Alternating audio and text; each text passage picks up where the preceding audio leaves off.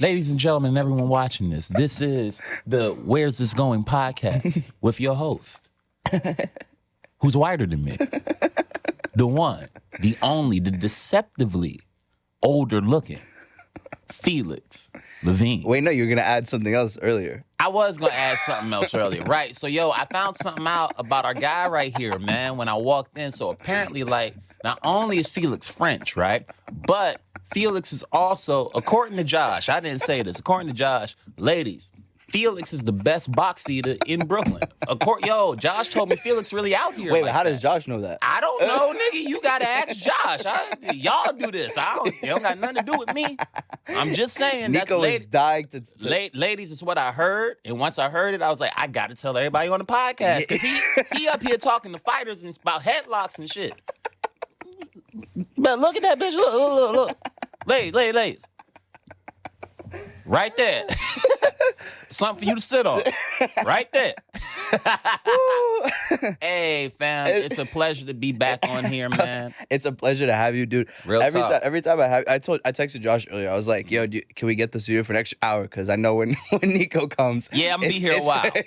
And my guy has a lot to say.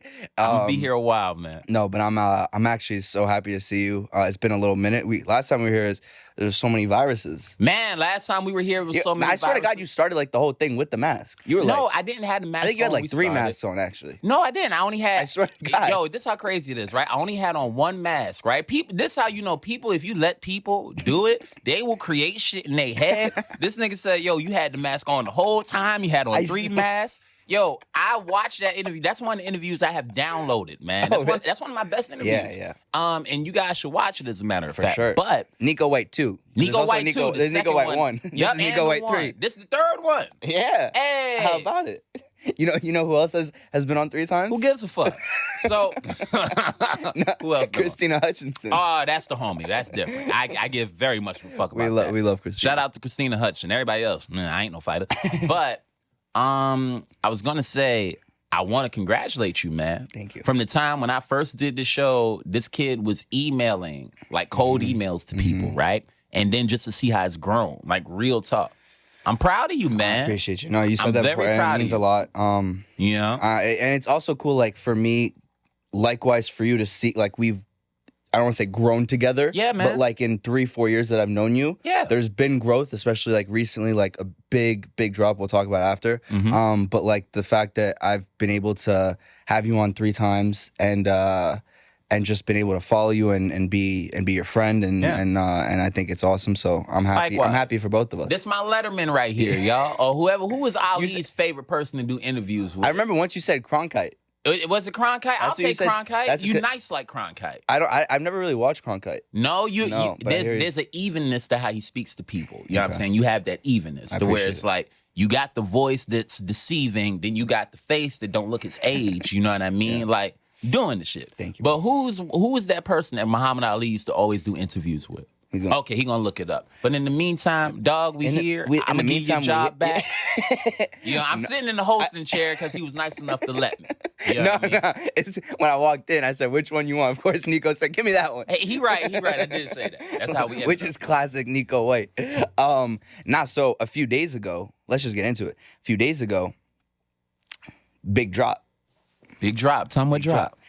What's it's called? Pete Davidson and Friends. Is that what it is? What's the official title? So the official title is Pete Davidson Presents The Best Friends. Okay. And it's on Netflix. So if you guys haven't, please go watch that. It's that was really a dope thing to be a part of. For real. And I'm not gonna spoil it for people who haven't watched it yet. Mm-hmm. I watched it yesterday after I just was seeing it all over multiple people that I follow, obviously including you. And I'm not going to spoil your set either, but I thought, and I'm genuinely saying this, especially the subject matter that you talked about, which is a touchy one. I thought you did such a fantastic job of, it was in a lot of ways, and I don't throw this out lightly because I think he's really the GOAT or one of the GOATs, but it was and Chappelle obviously talks about this subject a lot, and he got demolished over it. But like the way you approached it, I really felt was like Chappelle-like. You know what I mean? Thank you, man. Like, and it was just it was brilliant. And it showed a lot about like knowing you, the way that you talked about, well, I can say the subject matter. Of course you They're can. basically like, I'm not gonna say the joke, obviously, but it's like, it talks about like transgender, the subject matter around like trans everything, and the joke is around kind of your interaction with your barber, whatever, and but it showed, for my main point is that it showed kind of who you are in your most like brilliant comedic self, and also in like you as the heart you have and the person you are. And wow, obviously it's a great joke too. So it's like, I thought that I was happy that of the like the few minutes that they show of each of the comics that they feature, that was like what was featured, because I thought that it was some of your best work. Thank you, man. And to that, right? So the joke itself, and I ain't gonna spoil it. I'll give the folks that are watching like the little parts of it. So it's about an interaction that I had when I was going to the barbershop, right? And the premise is, I stay in my lane and I mind my business. That's the premise. I give you that much. And I go through like, it is based off of the actual story. Like I go through an interaction I had, and not with my actual barber. I walked in, my barber was gone, right? He was on vacation. He didn't tell me. And the other barbers that were there, they asked me something about Dwayne Wade's kid, right? And I truly didn't know, right? Yeah. I didn't know Dwayne Wade had children. Yeah. I didn't know, anything going on with them, because I'm not supposed to, right? So then when they told me what was going on, that Dwayne Wade had a, child that was born one gender, one to become another. And we really had that conversation, right? Because I'm going like, I don't care. You know what I'm saying? Because we talking about a kid, and I truly don't think you should be in a child's business like that, know? And if I can be honest, that's the one joke that, like, how you take your time to get something right. It's almost like if you're going to go talk to a girl, right? You want to make sure that it's felt. And I'm very happy that, how do I put this? Because we recorded longer sets than what you guys right. see, That's what I imagine. So I recorded maybe 12 minutes, okay, right? And they kept, and that bid is probably maybe 4.5, right? Yeah. So it was almost jarring at first to see that they cut me to that short, right? It was jarring to see that, but to see how that joke went and to get the reaction from people, like, I really appreciate that, because one of the things that I'm big on is that people that act like comedians that know how to talk about those topics aren't here. And that really fucking bugs me. Yeah. You know what I'm saying? Yeah. Because there's a difference between what you see and what's available, or what they're showing to you and what's available. As somebody that's been out here for a while working these things, it's like, I don't see that topic as, something that you got to be afraid of, that you can't talk about. It's only how you talk about it. So that's the thing behind that joke. Even when they sent like the clip for it, right? They sent one clip, and it started where it started a few seconds after I set up the initial thing, right? And I remember I sent my person. I was like, hey, I like the preview, but give me a little bit more the first sentence before that, because I wanted to be absolutely clear that I'm not making fun of the kid. Right. I'm only talking about the situation and how I think you should mind your business when it comes to children and what they think of themselves. Yeah. And the most touching thing about since the special came out is like getting messages from folks that are like, bro, like legit people are saying shit like, I didn't even think I could enjoy comedy because of how, their things been talked about. So to be a part of someone's day like that, like one lady hit me up last night, and the shit, it's very touching. I don't take stuff like that for granted. Yeah.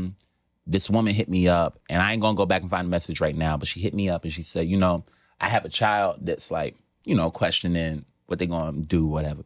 And she was like, we were watching your set for our breaths held, but you handled it so well. So shout out to her. Shout out to everybody that watched it. I'm glad that that joke came out, because that was one of two jokes that, like, I was like, if they don't do nothing else, those better be in there. It was that one about that, and then there's one that didn't make it about teachers getting guns. And I don't work. Hey man, look, let me tell you something, dog. Like, certain stuff has happened since we recorded, and I'm like, No, I want that one. I want people to yeah. see that one because, again, there's so much that happened in between the time that we recorded that and now, right? We recorded in April, and we had somebody walk into the supermarket, pop out a bunch of black people for no reason. We had somebody walk into the school, and I had 2 jokes on the topics of white supremacy and, you know what I'm saying, how we shouldn't judge the kids because they go through so much.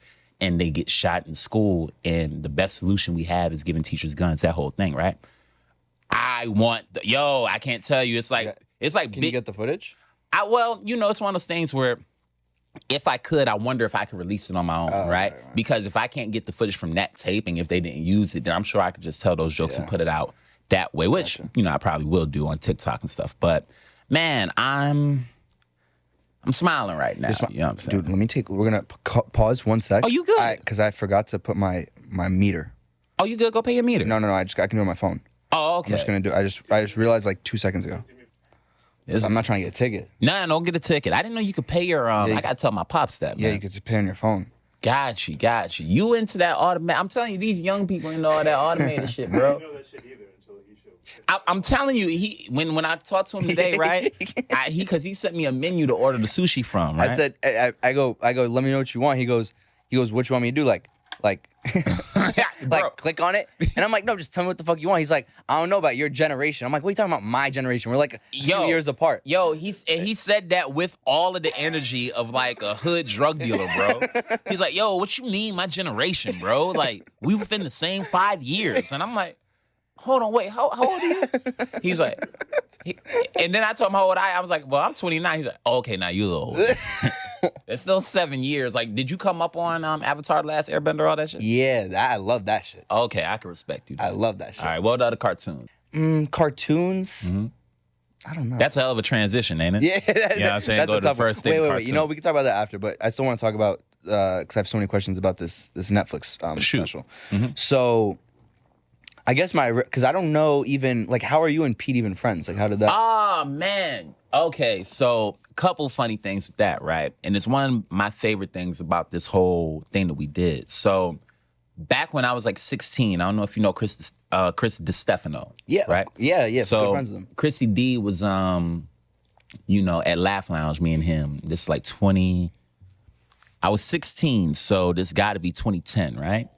So 2010, yeah, it got to be 2010 because I met Pete in 2011. So it's 2010, maybe late 2010, probably like December or maybe even January 2011, right? One of those. But it was really late. And Chris came up to me. We in the green room at Laugh Lounge. He goes, hey, you know there's another 16-year-old out here, right? He's out in Staten Island. His name is Pete Davidson. I was like, oh, word. Wait, do your best Chrissy D impersonation. Damn, it's been so long since we've like talked.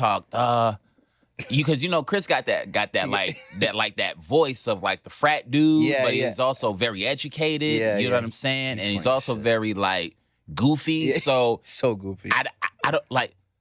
I can't do the voice. I can do the mannerisms almost because he was always like this, and his neck comes down when he talks to you. And I was shorter then. He's big too. Yeah, big guy, real big dude, and like. Fuck around if you want to. See if Chris, you're gonna get body slammed. People see the comedian, it's like. All right, that motherfucker played college basketball. I know he played college ball. He's big. He ain't the type of dude for you to fuck with. But he was like, you know, there's a 16-year-old out in Staten Island, right, named Pete Davidson. I was like, nah, but that's fire. Because back then, it was only, as far as I knew, that were as young as me. He was the only one that was as young as me, right? And then you had a couple of our friends that were older than us, but within the next, 3 years, like Jordan Rock, Matt Richards, Nick Alexander, so on and so forth, right? And it was cool to me to know there was somebody that was that young like me that was working, right? But I had never been to Staten Island before. I had never even taken that ferry. So I asked Chris, I said, is he black? He's like, nah. I said, and then I did. I said, and then I was like, is he white? He said, yeah. I said, okay, cool. I said, he'll never be in my way, right? Yeah. And then the next year, funny enough, we were doing this comedy group called the Little Rascals of Comedy, right? And the comedian that put that together, we had maybe a squad of 7 comics. Okay. And one of the comics dropped out, right? And I'll never forget this shit. I was walking into the green room of Times Square Arts Center, and Matt Richards came over to me, He's like, Neko, meet Pete Davidson, right? So I meet this kid in some fucking big ass Timberlands in a hoodie, right? About as goofy looking as I am, about as tall as me too. And we're cool from that moment. Like, he made my Twitter account maybe 3 days later at a Little Rascals meeting because I didn't know what the fuck Twitter was. Yeah. And he was like, what do you mean you don't know what Twitter is? How fucking old are you, dude? Like, we're 17. What do you mean you don't know what Twitter is? Fucking made that Twitter account for me. The irony is he's barely on social media now. Well, yeah, that's the most hilarious part of the shit. I got a Twitter anniversary that came up. There's like, yo, you been on here for 10 years. I said, and the motherfucker that made this account for me don't even fuck with none of this shit no more. But yeah, we all remain cool after that. The first time I ever performed with homie, he had asked me to do a barn in Staten Island, right? So it's the whole cast from the Rascals of Comedy. We went down there, and it was just like, Staten Island's a weird looking place, right? I forget how to describe where we were, but it was like, you know, those long metal shits that you'll see in like shipyards and stuff. Yeah. They were like doing a show out of one of those, and the show was packed. Did that. It was good. Everybody came back, and then we did the Little Rascals of Comedy show. Tore that shit up, and everybody from that group pretty much stayed friends. Gotcha. You know, and we've all been cool since then. So you saw him before he was even on SNL and all that stuff. Oh yeah, before SNL, before Guy Code. I even remember when my first road gig was when he had did that the shit that got him signed with Nick Cannon. I don't even know what that is. Oh, gotcha. It used to be a showcase back in the day called the Fresh Face of Comedy Showcase that Nick Cannon would host. Yeah. And he did that. He had got signed. And I remember it because that was the same day that I did Lancaster, Pennsylvania, my first road gig ever with John Witherspoon from Friday, right? I feel like I know him. And like, I remember that night because he had texted everybody, yo, fucking, Nick Cannon. You know what I'm saying? Like, it went great. And yeah, certain shit like that just sticks out. And so did you talk to him about the whole Kim thing? Huh? No, I don't even know what you're talking about. Yeah. I don't know what you're talking You about. can't talk about that. I don't know what you're talking about. See, there are things you can't talk about. Huh? No. Ain't nothing I can't talk about. But I'm saying, like, legit. I don't know what you're talking about. You know what I'm saying? Like I say in the set, mind your business. Mind your business. Stay out grown folk business. You know what I'm saying? Before we go into homie and hit and whatever. You know what I'm saying? Tell these hoes more about what you doing with your face, man. Felix out here eating pussy for free, asking no questions. Just come lay the box on the face. No, but so do you guys do you hang out when you're in the city? We don't get to do that too often because homie's busy all the time. Yeah. Like the last couple times we've got to hang out, it's been like just running into each other and then at the Netflix joint. But whenever we do, and this is something that I appreciate, and this is about all of them because it's not just Pete, like our class in general. Everybody's so busy. You know what I'm saying? Like, of course, at various levels, but you don't get to see everybody that often anymore because careers have taken shape, families have taken shape. So these days, you really appreciate all of that. And I think for me, the best part about that Netflix joint and just all of this was how organic it was. You know what I'm saying? Like, we all do actually know each other. We all actually came up together. And I'm one of those people that I truly think that the generation of comics that we come from, they see us, but they kind of act like they don't see us. So they don't take us seriously, right? And some of the most talented people have come from that generation, and they're here now. They're here now, and they're ready. You know what I mean? There's a comedian who you didn't get to see. What? There's a comedian that you didn't get to see on the tape that did the warm-up for the show, right? Named Matt Richards. Started out with everybody. He was on the Rascals too, and it's like, you know, it's one of the most talented guys I know. You know what I'm saying? That's here, ready. You know what I'm saying? At a high level too. Same thing for Derek Gaines. He's another one. Here, ready. There's a bunch of comedians from our time. I'm talking about, I started in 2007. So let's go maybe 4 years earlier than that. From 2003 to 2011.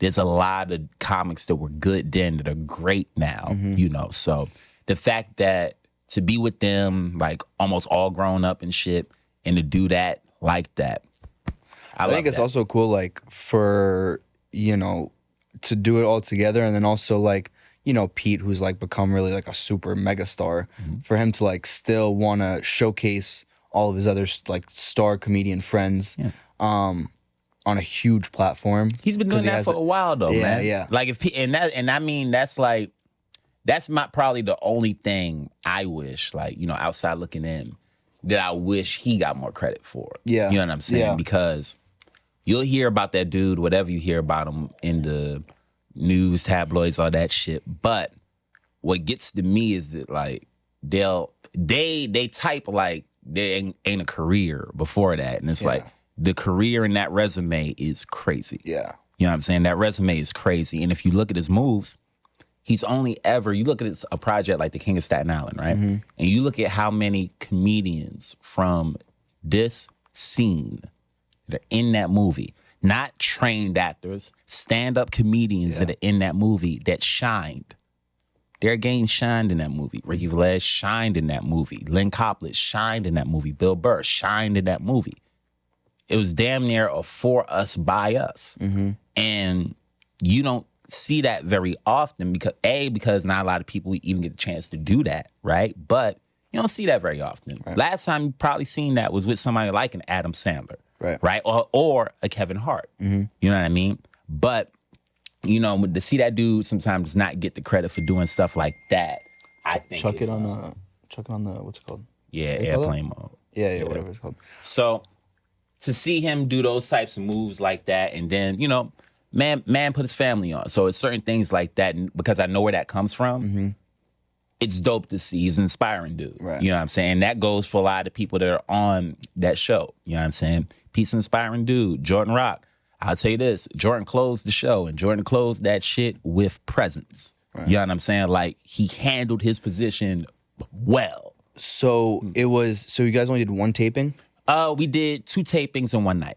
2 tapings in one night. Yes, okay. Sir. And was that your first or second set, the one that they I think from the audio that I was hearing, it sounded more like the flow definitely was more like the second set, because I came right out and just got right to it. You know what I mean? But yeah.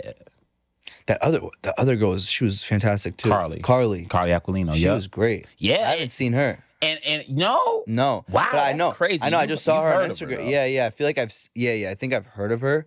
But I never really seen her work. She was fantastic. She's great. Look, Carly's great. She's a New York comic, right? Yeah, and Carly's great off stage too. Like, great off stage. Yeah. Like, she was like the little Italian sister / mom of the whole thing. You know what I mean? Yeah. And again, just one of those magnetic people. Carly's been out here. I met Carly when we were like 18 or 19. Wow. I think Carly might be older than me by a year or something. But I met her back then too, and red-haired and shit, wasn't really talking to anybody, you know what I mean? But found her way, and you can't fake magnetism. Right. You know what I'm saying? Right. She has that shit. She has that magnetism, and they love her to death. Yeah. They love her to death. The girlies, whatever she call them, they love her to death.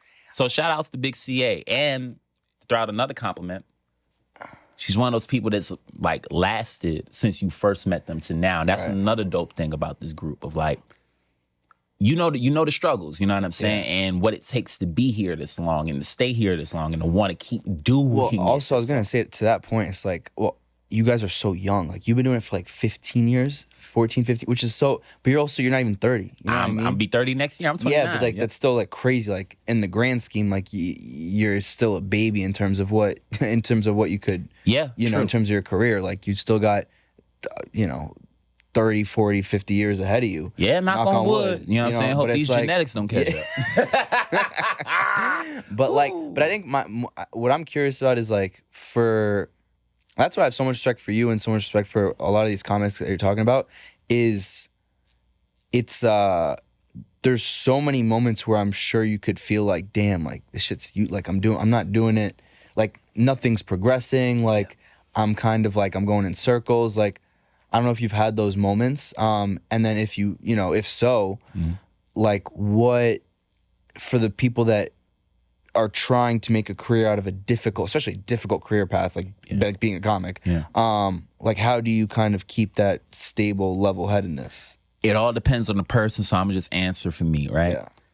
there's things to me that matter like a lot, right? That don't matter maybe at all to some people. And they're really metaphorical, right? They're just things that I think about. So a couple things that I do know for a fact is that I'm not the most outgoing person. I don't like to go to parties and nothing like that, right?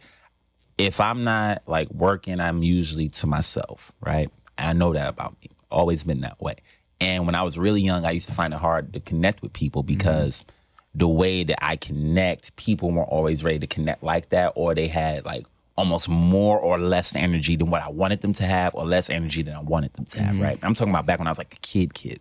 So to get to a point, I was bullied in middle school, all that shit, like bad in the 7th grade, right? So to now, I leave middle school, I get into high school, and I find a thing that's endearing and that I really, really like. You know what I'm saying? In telling jokes, right?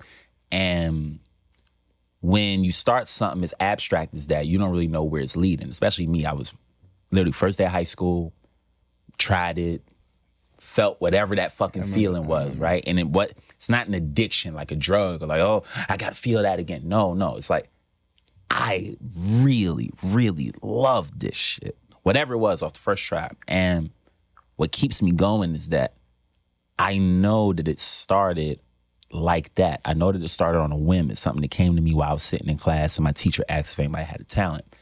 You can't lie to me. You can't tell me that I'm not funny because everything from this shirt to this latte came from jokes. Matcha latte came from jokes. Yeah. You know what I'm saying? Yeah. And whatever amount of people I've built that like the way I do my thing, I know when it wasn't just but 8 people. You feel me? And I know what it was like to get those 8 people's attention. You know? I know what it was like to get those 20 people's attention and to get it 2-3 times a week, 3-4 times a week. Leaving that, then going to a open mic around adults that were older and more bitter than I've ever been. Yeah. And not letting that get to me. I know what it's like to see people that have all of the creature comforts that would make me 100% good, that have frowns on their face all the time. You've never seen me not happy. You've never seen me in a bad mood. And from the moment I leave my house, I see the type of shit that would make those people frown. You know what I'm saying? So the fact that I've been able to maintain a group of people that would tell you that's my favorite comedian. And I know for a fact I wasn't nobody's favorite comedian on September 14th, 2007. I know that. Yeah. You can't lie to me. When my thing that I do for a living was supposedly dead, nigga, I'm afraid of heights, and I was telling jokes on rooftops. Yeah. Had motherfuckers thinking the street was haunted. You understand? And I'm talking about at a very close, a similar rate to what I was doing shows at. You know what I mean? When it was a drought. Yeah. When it came down in one mic, right? And it's crazy the shit you think about as you get older that ended up being, you know, full circles, right? At the end of one mic, which is a documentary we did when I was 17, talking about when I was just about to leave high school, what I was going to do and all that shit, right? And I said at the end of one mic, and I think about this quote a lot. If I had to do this every day and not get paid, I swear to God, I wouldn't stop, right? I proved that to be the case. Because when it wasn't no money to be made, shit was in parks and all that, I was right there. You know what I'm saying? When some of my friends who were too big or too good for all that shit, I was right there. When COVID was at its peak, I was in a fucking mask on stage with the microphone, and they still felt me. They couldn't see my face. They couldn't see my emotions, but we were still able to connect. You can't lie to me. Motherfuckers can't do that. You know what I'm saying? So when it comes to Neko White, the stand-up comedian, dog, I know the kid that started this. Who he was, why he started, and what he wanted. And I know who the adult is now. And he's made that kid proud. So like, cool. so for you, when you think of...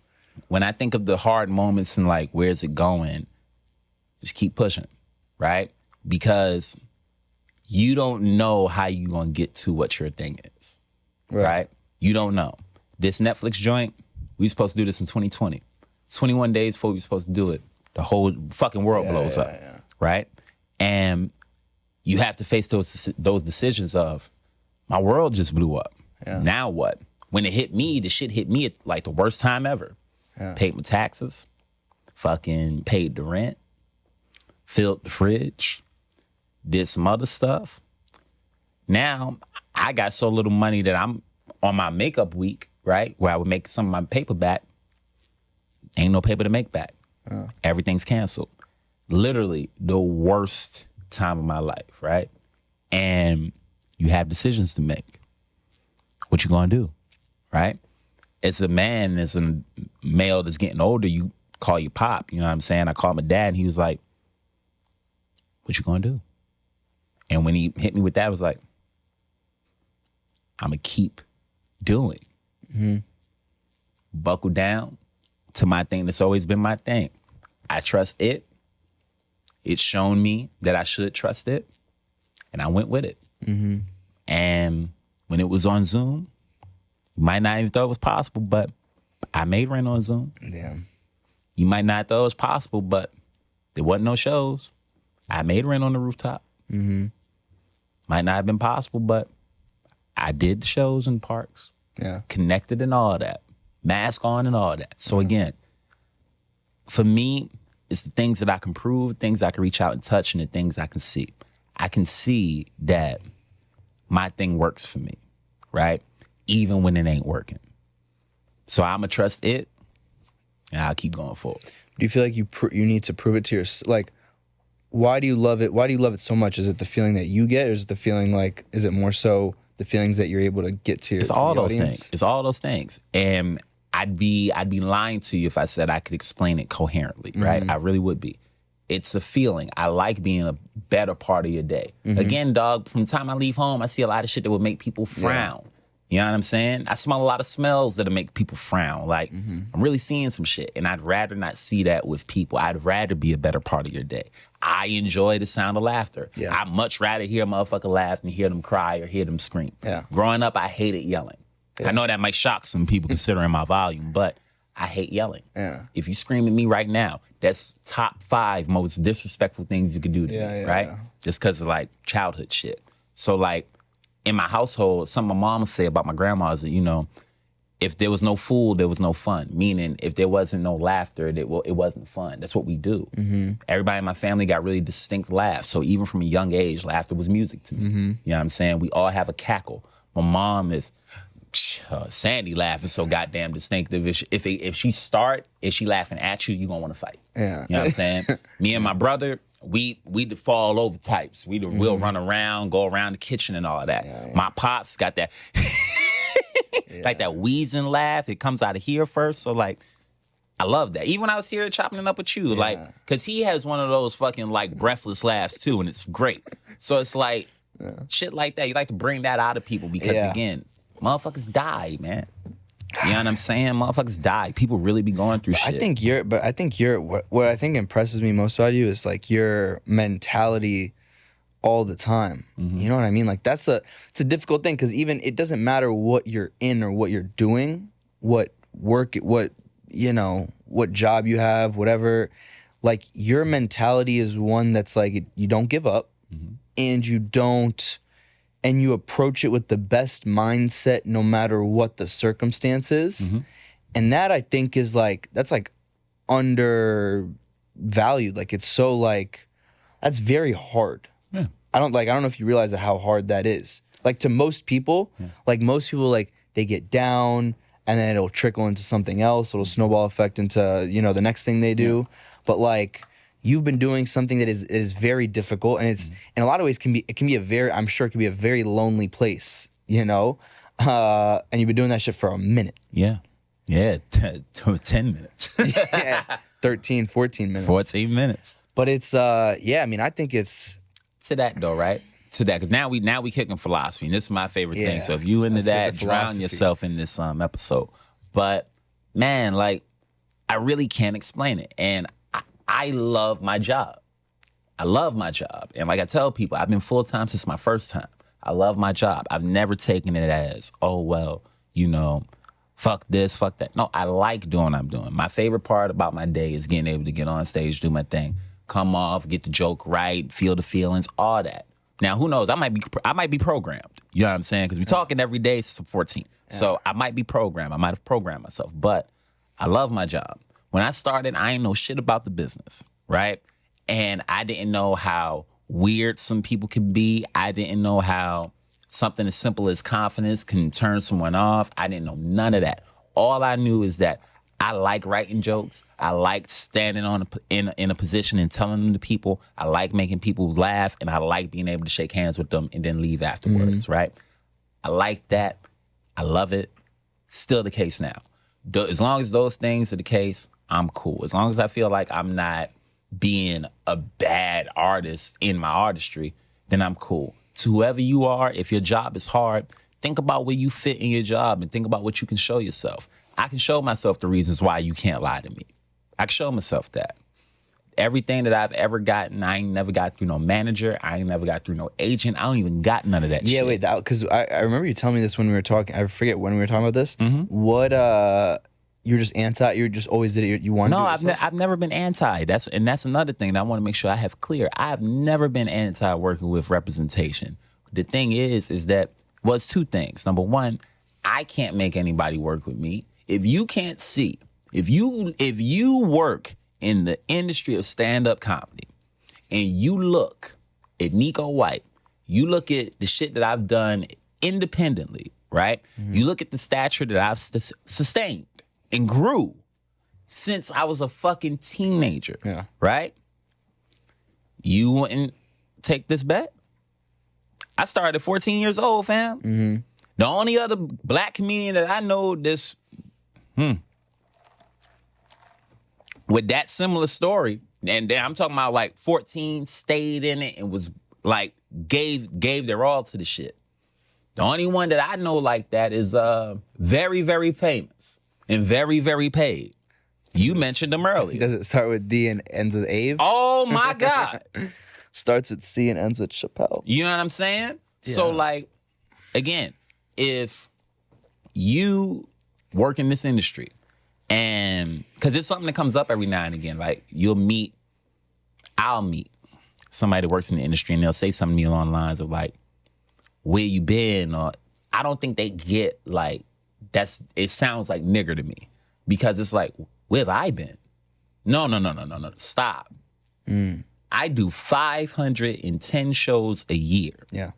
And it would be different if I just worked at one place. Right. I've been working at least 90% of the places, and I'm talking about comedy clubs, the urban circuit, the independent rooms, the alt shit, all of that. And not just in New York. I leave this place to headline when I go on the road. So it's like, I've been here putting out projects and all that. Introducing Me came out in 2015. I was 21. I put out Marcellus and Dark Out during a drought, right? Dark Out is an actual different stand-up special to where the audience isn't there because audiences weren't allowed, right? Do you know I couldn't get any press for that shit?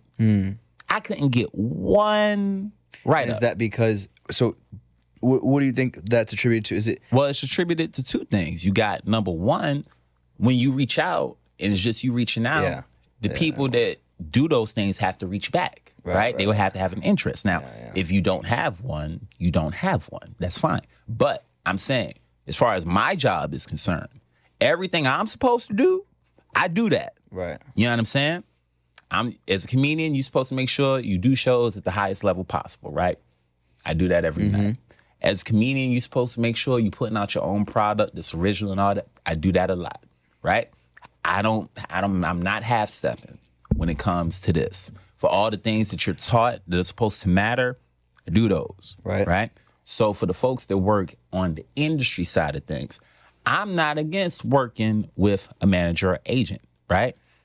What I need is for them to want to work with me. And if you don't want to work with me, that's fine. But I'm not anti. There's a difference between me being anti and them not working with me. But I'm sure. Okay, but I'm sure there are some that want to work with you. Then where are you? So okay, so that's what you. Because we can go down the line. If I'm doing this, if I'm doing this 14 going on 15, right?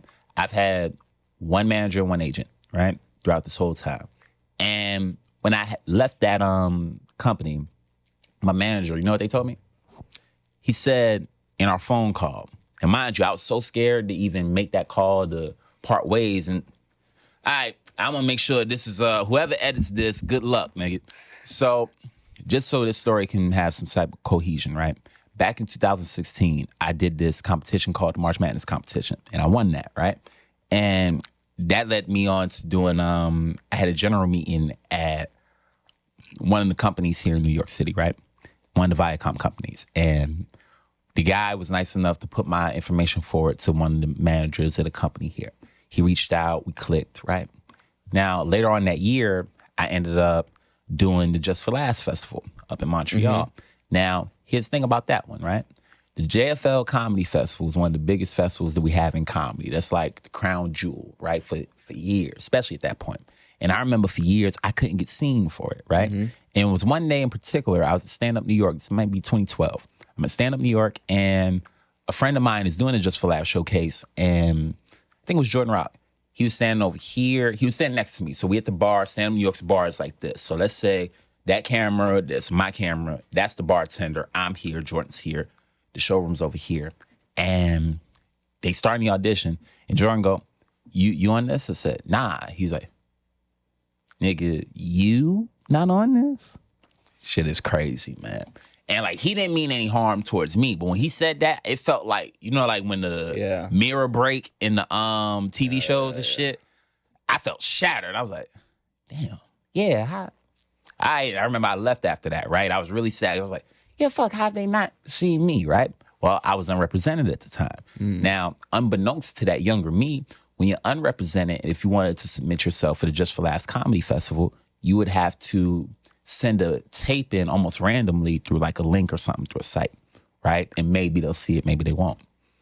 And if you repped, like have representation, they'll do a live showcase in the city that your agents and managers set up, right? So that's 2012. Cut back to 2016. I get hit up by the owner of New York Comedy Club. That's my guy, right? Shout out E, as a matter of fact. What's up, Cap? And he said, Neko, you want to do the audition for Montreal? I'm like, fuck yeah, right? So I show up, and I'm nervous as hell. I got 3 shows that night, right? That's my second one. I show up, do the set, we blow it up, right? It's a really good set. And I leave. And the guy at the time, JS, he wanted to see me. So Emilio calls me. He's like, hey, can you get back down to the club? JS wants to talk to you. I'm like, I'd love to, man, but I got another show and I'm hosting that one, so I might not be able to make it back down, right? If you believe in fate, I get to the next show. Shout out my boy Phil Hunt, by the way, who at the time was driving. He drove me over to Stand Up New York. Bro, the show canceled. The show canceled, right? So I'm like, hey, man, can you get me back down to New York? Yeah. That's why this will always be my guy. That motherfucker stepped on it. We running lights to get down to New York Comedy Club. We missed JS, right? So I'm like, fuck. Well, like, I ain't gonna do Montreal then, right? Couple minutes passed. As luck would have it, he forgot something at the club and he had to walk back. So he ended up having a conversation, right? But here's why I even told you this. So throughout a career in anything, you'll figure out what things worked for you. The things that worked for me were the difference, right? And this is what I mean when I say the difference. I did a showcase as an unrepped artist. I did the repped showcase, right? Which means the showcase that I did was with a bunch of people that were represented with managers and agents. The reason that I got on that showcase was because they were under the impression that the owner of New York Comedy Club was my manager. He wasn't. You know what I'm saying? I didn't have one at that time, right? I didn't have anybody at that time. But I blew that shit out the water, right? And they got to see what I do live. Now, usually when you audition for the Montreal Just for Laughs Festival, you got to audition more than once. I only auditioned once. I went up that same year. And I say that to say, not, oh, look at how good I am, just to say that maybe that's how you should see people that are unrepped. Because if I would have just sent in a tape, you might have missed me. Mm-hmm. Or you might have kept missing me. Right. You feel me? I don't see the sense that it makes to... I got to be very good about how I say this, but I'm going to say it. Some things in our shit need to change a little bit. Yeah. You know what I'm saying? Because there's a clog in comedy, talent-wise, with who's getting seen and who's not. And the seesaw is just crazy right now. Like, it's always been uneven, but it's crazy now, right? To where managers and agents set up those showcases, but a manager and agent is not changing their lineup every year. You feel me? They have maybe 1 or 2 new clients, if that. Right. Otherwise, they have the same clients. So that means the same people are being seen for the same opportunity. Well, that's what it feels. And honestly, hold on, wait. Let me finish on this one. Sorry. They get the same opportunity over and over and over again. Now, what happens is you have people that never get that opportunity. I could have been one of those people that never got that shot if I had to go through that way. Mm-hmm. What got me in was the difference of the club owner being like, no, this is one of our guys and you should see him. And I think that should be the norm. Because then once you figure out, when you go to Montreal and you see the audience, what you're performing in front of is the industry, right? But if you did the rep showcase in your audition live, you're going to have everybody that represents people that are on the showcase. So that means if you're from New York City, you have the New York City industry in the crowd already. Mm-hmm. At your initial audition, not the callback and not the showcase, at your initial audition. Right? Then when you get a callback, you're in front of the same industry, whether you're in New York or LA, whoever's working in the offices and that got clients on it, they're coming too, right? Now they coming. Once you get to Montreal, you know who you're gonna be in front of? That same audience of industry, the LA offices of those industries, and then the selected group of industry people that never saw you before, right?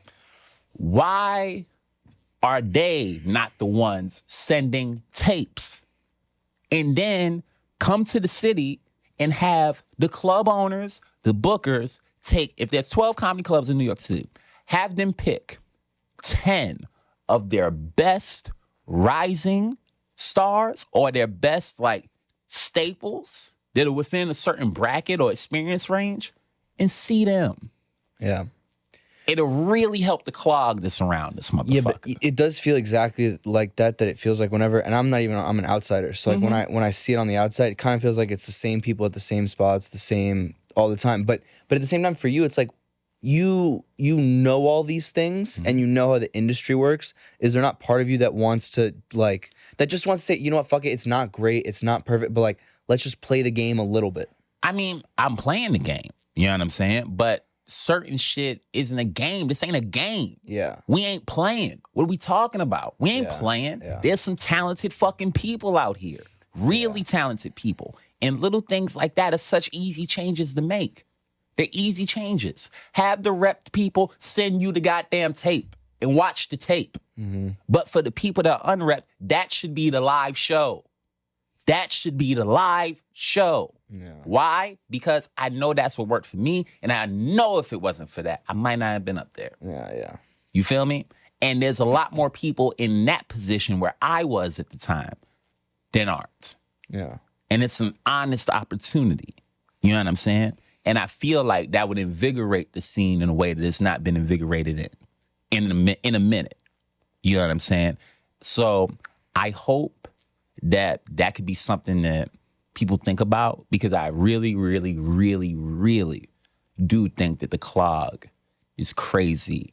And there's so many talented people that might not be getting seen because of formalities like that. And I think that's sad. Yeah. You know, there's definitely, and of course, like, you know, you don't know what bandwidth they have on that side, but it's like, I wish they had the attendance that, at least when I was a young comedian, I was taught that our industry had. The attendance meaning you were taught that you should do your best every night because there could be somebody in the crowd. Right. And I feel like there's almost an absence of that these days. Right. To where the industry might not feel the need to, oh, why would I go to the city and pay for a comedy club? It's like, but you should, because you work in comedy. Yeah. And you should go see the people that justify ticket prices. Yeah. You know what I'm saying? Because if you're justifying a ticket price, that means you can justify people coming to pay to see you. Right. You know what I mean? Right. And I want to see more of that. It's not just us. Like, we already do so much. You understand? The comedian and the entertainer is already coming with whatever numbers they got. And they'll tell you that's not enough numbers. And you go, well, motherfucker, you don't got 30,000 people following you across all your social media. What are we talking about? Yeah. So I would love to see the things that they tell us to come to the table with. I would just like to see them be in attendance to really see what's going on here. There hasn't been a top 10 list of the, like when they put out the comics to watch list, there hasn't been an accurate one put out in my entire time doing comedy, in my opinion. And you might think, oh, he means that he ain't been on the list. No, you keep me off.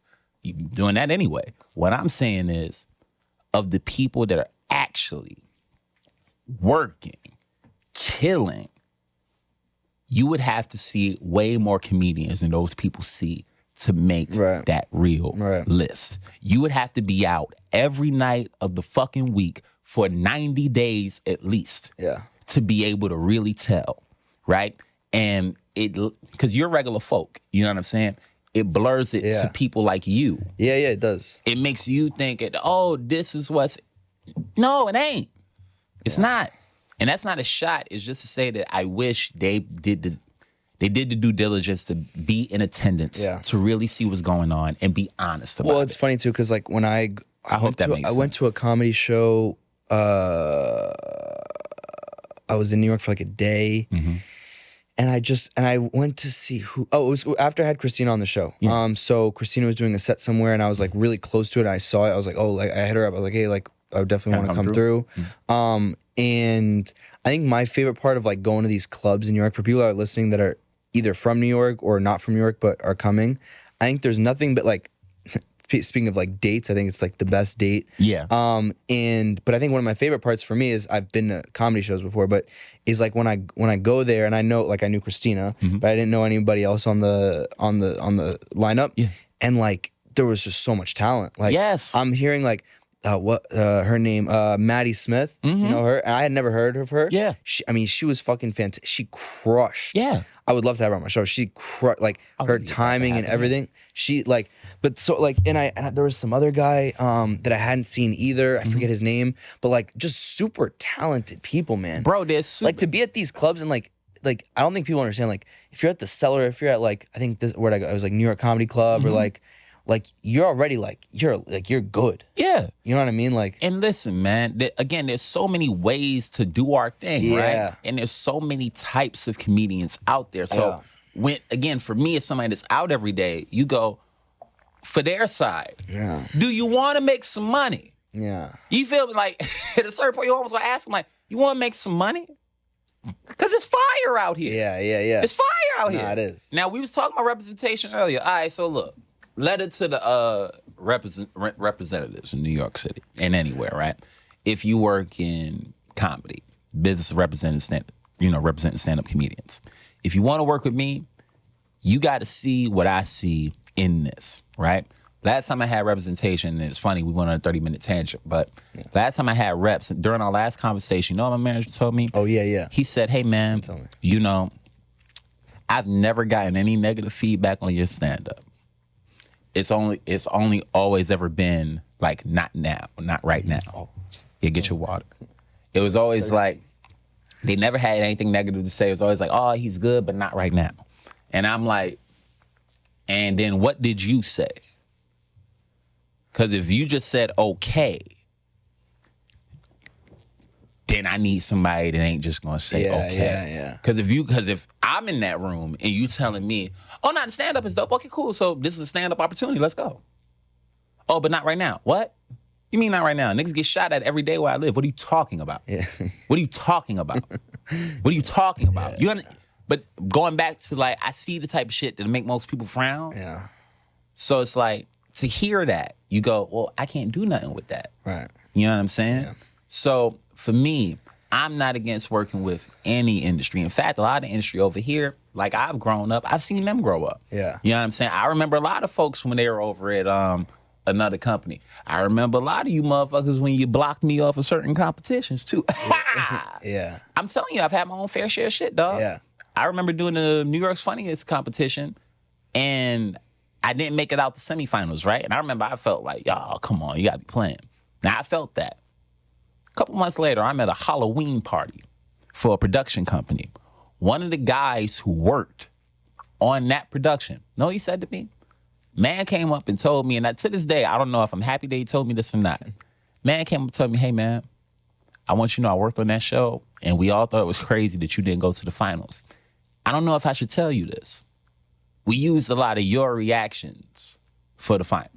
Wow. That's fucked up. Damn, I'd be fuming. Yeah, that shit's fucked up. You'd be fuming. Yeah. It's steam coming out of my ears now. If I grab my tea, nigga, all that ice gonna melt. But it's like, to know that. Yeah. You know what I mean? Well, so that's my thing with you is like, when I was watching you on Netflix, and I was just like, it looked so natural, you know? I was just like, that's my boy. Like, he's killing, he's crushing. And I'm just like, you know, I always think about things and like, when I look at somebody, any of my guests, when I think of like their careers and there's so many different career paths, I always think about like what I'm always interested in, like what they did at certain times that got them to the next level, that got them from that level to the next level, what they did on their own, but then what they did in like there are things, unfortunately, that you have to like, you know, some people have to ride the industry in a certain way, and they have to, you know, there are things that are fucked up about every single industry. Yeah. But there are some of these games you have to play, and some of these just to do it, and then you can do it your way. You know what I mean? I think for me, my question with you is like how like for the next level, right? Because I feel like when you look at when I think about your career, even from seeing you 3-4 years ago, it's like you started out, you did this, you move up, you keep grind, but you're always grinding through. But then we got to change that verbiage though, because I'm not grinding, right? And this is what I mean when I say that. Okay. It became very important to me last year, like 2020 throughout last year, to be like, words matter a lot, right? Yeah. When you grind something, you losing something. You know what I'm saying? Interesting. I haven't lost. You ever use chalk? You grinding chalk against the chalkboard. Yeah. You know what I'm saying? Like, this is to grind something. Yeah. If I keep doing this, I'm going to lose skin at a certain point. Yeah. You know what I mean? That's not what I'm doing. I'm working. Yeah. You know what I'm saying? Yeah. I'm striving. Okay. I'm continuing. Yeah. So that's what I'm doing. I haven't lost anything outside of my grandmother doing stand-up. Right. You know what I'm saying? Like, I love what I do. Right. I mean that. I don't dislike no parts of the work of my job. Some of the circumstances that come with it can be annoying. But outside of that, I can deal with that. When it comes to the industry, dog, everybody's willing to play the game. You know what I'm saying? We all playing the game. I prefer to play justifiably. You treat me with respect, I treat you with respect. But I'm not going to play about my respect. Right. No, I don't take left-handed handshakes, and no, I don't care who you are. Yeah. None of you are Sandra Jameson. None of you are my pops' name. Yeah. So it doesn't matter to me that you don't like the fact that I'm going to call you out for a left-handed handshake because my principle, that's the thing for me. And if you can't respect that, that's fine, but we can't talk. Yeah. You know what I mean? And that goes from Josh, that goes to you, that go to my nephew. You know what I'm saying? My nephew know he can't give me a left-handed pound. Yeah. So, like, it's just little things like that. But as far as that side goes, I ain't disrespecting nobody. True.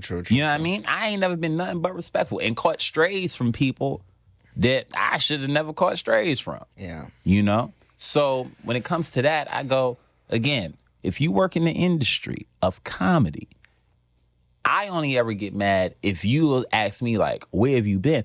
I've been out here. Yeah. Where have you been? Yeah. What homework have you done? Yeah. How do you not know? Also, how you miss you? Like, you're at all these... But Felix, this is my point. Yeah. He's That's like literally my at all the point. biggest clubs. That's my point. Yeah, I know. And it's like, you'll sit there and you'll tell these people that, and it's like, there's no way for you to say it without sounding like a dick. No, but you go, no, bitch, where have you been? No, I know.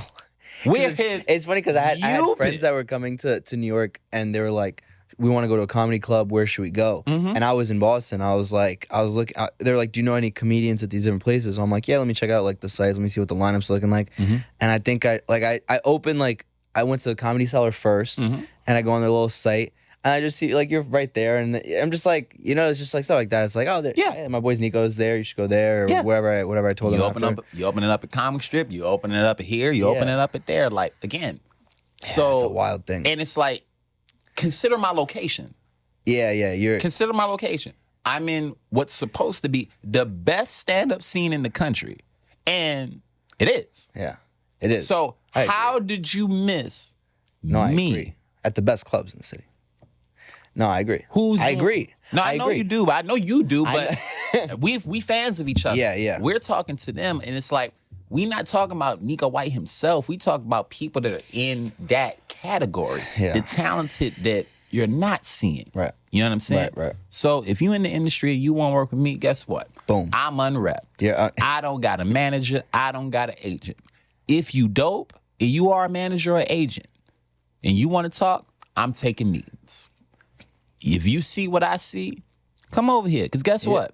As far as jokes are concerned, and I tell you this with all confidence, as far as the jokes are concerned, I am cooking up the punchline version of crack cocaine over here. It's true. Okay? That shit that had a whole era in the 80s. Now, if you want to keep acting like you don't see that, you keep acting like that. What are the news kind of, because the transgender stuff I hadn't heard of your previous stuff. I don't think I'd heard much of that. Mm-hmm. Are there any more like what kind of controversial opinions you have these days? That's not even controversial. I don't even think I got any controversial opinions. What's the most controversial thing you think? My most controversial thing without getting you canceled. I don't think I'll get canceled because again, it's all about the heart you put behind it, True. right? And I think I'm one of those comedians that like when I say something, you can feel what I'm saying, right? And now if you fuck up on my intent, that can happen too, but like I think for the most part, you can feel where I'm coming from, right? I agree. This ain't coming from no place of hurt, trying to get at nobody. That's why I think you can trust me with some of these topics. You know what I'm saying? And I do the work to get it right. Yes. You know what I'm saying? Look, no joke is perfect when you first started. And I'm not going to sit here and act like a saint, right? Even on that topic, we all got to fucking try something and fall down a little bit, right? But when it comes to the stand-up, dog, I'm no coward. Yeah. I'm willing, and I'm not one of those comedians that wants to take the audience's voice away. If you don't like one of my jokes, you are free to boo me. I'm talking about right there on the spot. That's the comedy scene I come from. If you don't like it, I will deal with whatever feedback you have for me as long as you don't touch me. If you touch me, I'ma fuck you up. Okay. I don't like that shit. Like people want to put hands on I ain't with that. But outside of that, you're allowed to let me know if you don't like a joke live, right? And that's in I do it. Within that 3 seconds, you got to either laugh or you can go flat out go boo. Now you can't keep booing me, right? Yeah, because I feel like that's kind of getting lost. And I hate this thing where it's like no comedian is more important than the crowd. You know what I'm saying? And I feel like that's being forgotten a little bit. You know what I'm saying? Of like, people say to audiences like, oh, you guys are weird. No, they aren't. No, they aren't. You are. Yeah. They the audience. You gotta make them laugh. Yeah. Like, there's a certain relationship that we're supposed to have with each other. Right. So, I don't know that I got any controversial opinions. I got jokes. And keep me in my context, right? Right. I'm a comedian. I'm supposed to make fun. Literally. That's my job. So, when I say I'm supposed to make fun, I'm supposed to make fun of whatever I'm talking about, right? Now, the way I try to look at my comedy, if I described it, I'm holding up a mirror, y'all. Whatever's in that mirror is for me to talk about, right? Now, there's a lot of shit in that mirror. I'm in that mirror. You in that mirror. Yeah. All this normal shit is in my mirror and some of the abnormal. And I'm allowed to talk about all that. You allowed to respond. Right. That's our agreement, right? You're not allowed to touch me.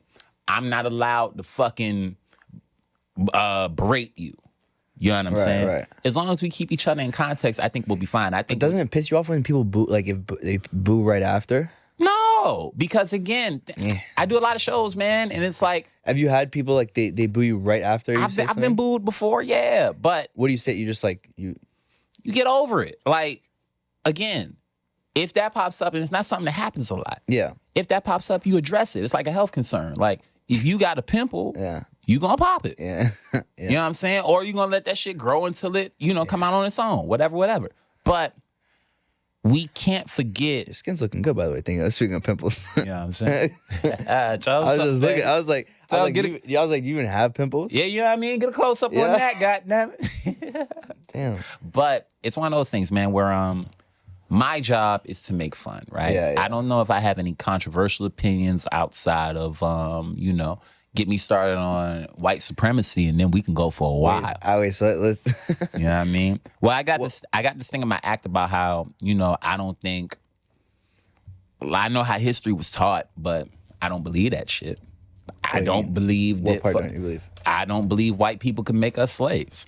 I don't believe it. Wait. Oh, here we go. I don't believe it. I don't. So what don't you believe about that? Look at you. Like you. Yeah.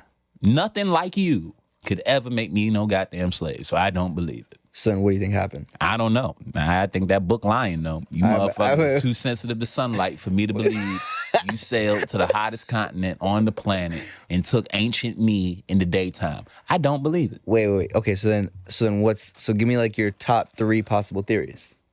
Y'all lying. Yeah. Y'all lying. Okay, lying. And y'all lying. Now remember, again, see, and what I did just now, I want to throw this to the folks watching. Right there, right? There would be people that would hear that and get like dead mad, right? Outside looking in. Yeah. But I'm talking about like the prudes, right? They will hear somebody about, what? Shh. What's my profession? Make fun. There you go. I'm a stand-up comedian. I'm obviously joking, right? We know the history, but I'm deciding to play with that. And I'm deciding to tell you, no, yeah, I see your history, but fuck it. I don't think you make us slaves. And you should see some people in the audience some type of, yeah. What? Yeah, bitch. I said I don't believe the worst thing about you. Yeah. You get what I mean? Yeah. Now, depending on how you decide to look at it, you could be on one end of the spectrum talking about that motherfucker's ignoring history. Or you could be where I'm at it of, I'm trying to tell you that I don't believe the worst thing about you. Yeah. And then from stage, I get to watch you deal with that information in your face. Yeah. I done seen white dudes, and I go into this shit, like I play it down to see them, because people are at like, white folks don't have pride and like shit like that. And it's like, no, you do. And you know when I get to see it? When I go into premises like that. Yeah. There's a thing that comes after that where I go into how, because growing up, we always taught that we follow the European standard of beauty. Now, this is my actual opinion now. We leaving the jokes. Okay. I don't know why. Why? European standard of beauty? Who these beautiful ass Europeans? I'm asking. Like, I don't get it. I grew up in the Bronx and Harlem. The best looking, like everything to me looked a certain way. Right. And if a damn sure ain't look like nothing by European standard, get the fuck out of here. So when growing up, and I would hear like, my friends of like your complexion and shit talk about black girls like they were fucking bags. And I'm like, but look at your girl. This is shaped like a fucking noodle. She looked like Angelica's doll. She looked like Cynthia, nigga. And you bringing that shit over here, telling me it looked better than Quadija? You out of your fucking mind? This bitch is built like a pipe cleaner. But like, this is what I'm saying. These are the intricate conversations we were having as children.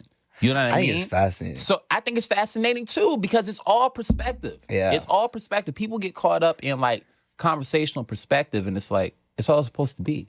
You can battle perspective, you can talk wit and be just fine, right? So in the jokes, when I decided to play with that, I'm going to play. So when I go into this thing about how when my teacher was telling me that she was talking about white supremacists, and I'm like, what's that? Mm-hmm. And she said, this is a true story. That's a white person that believes they're superior because their skin is white. How? How? Superior? Your skin?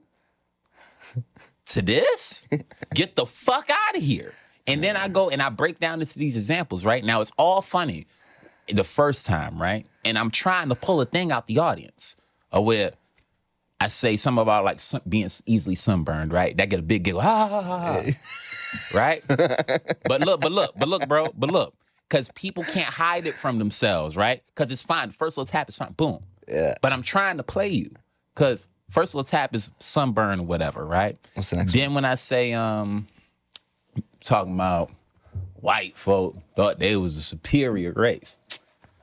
Didn't they sail to a continent that they weren't from, kidnap people that would have been nice to them just so they could do gardening that they weren't strong enough to do? Superior how? Yeah. That feels like See those buttholes tightening up, right?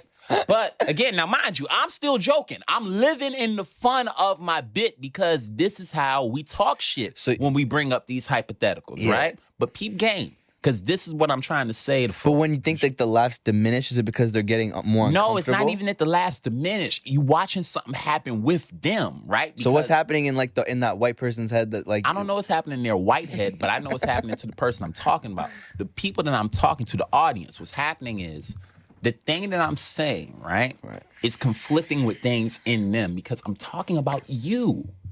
You like yourself. There's certain things you like to think about yourself, right? Yeah. And when I say that you're easily sunburned, that's why you can't be superior, right? Now, people like to say they want to feel equal and shit like that, right? But now when I'm telling you, I don't think you equal. In fact, I don't even think you close. I don't even think that, right? It puts you in that place of, now I get to see who you really are. Yeah. Because are we equal?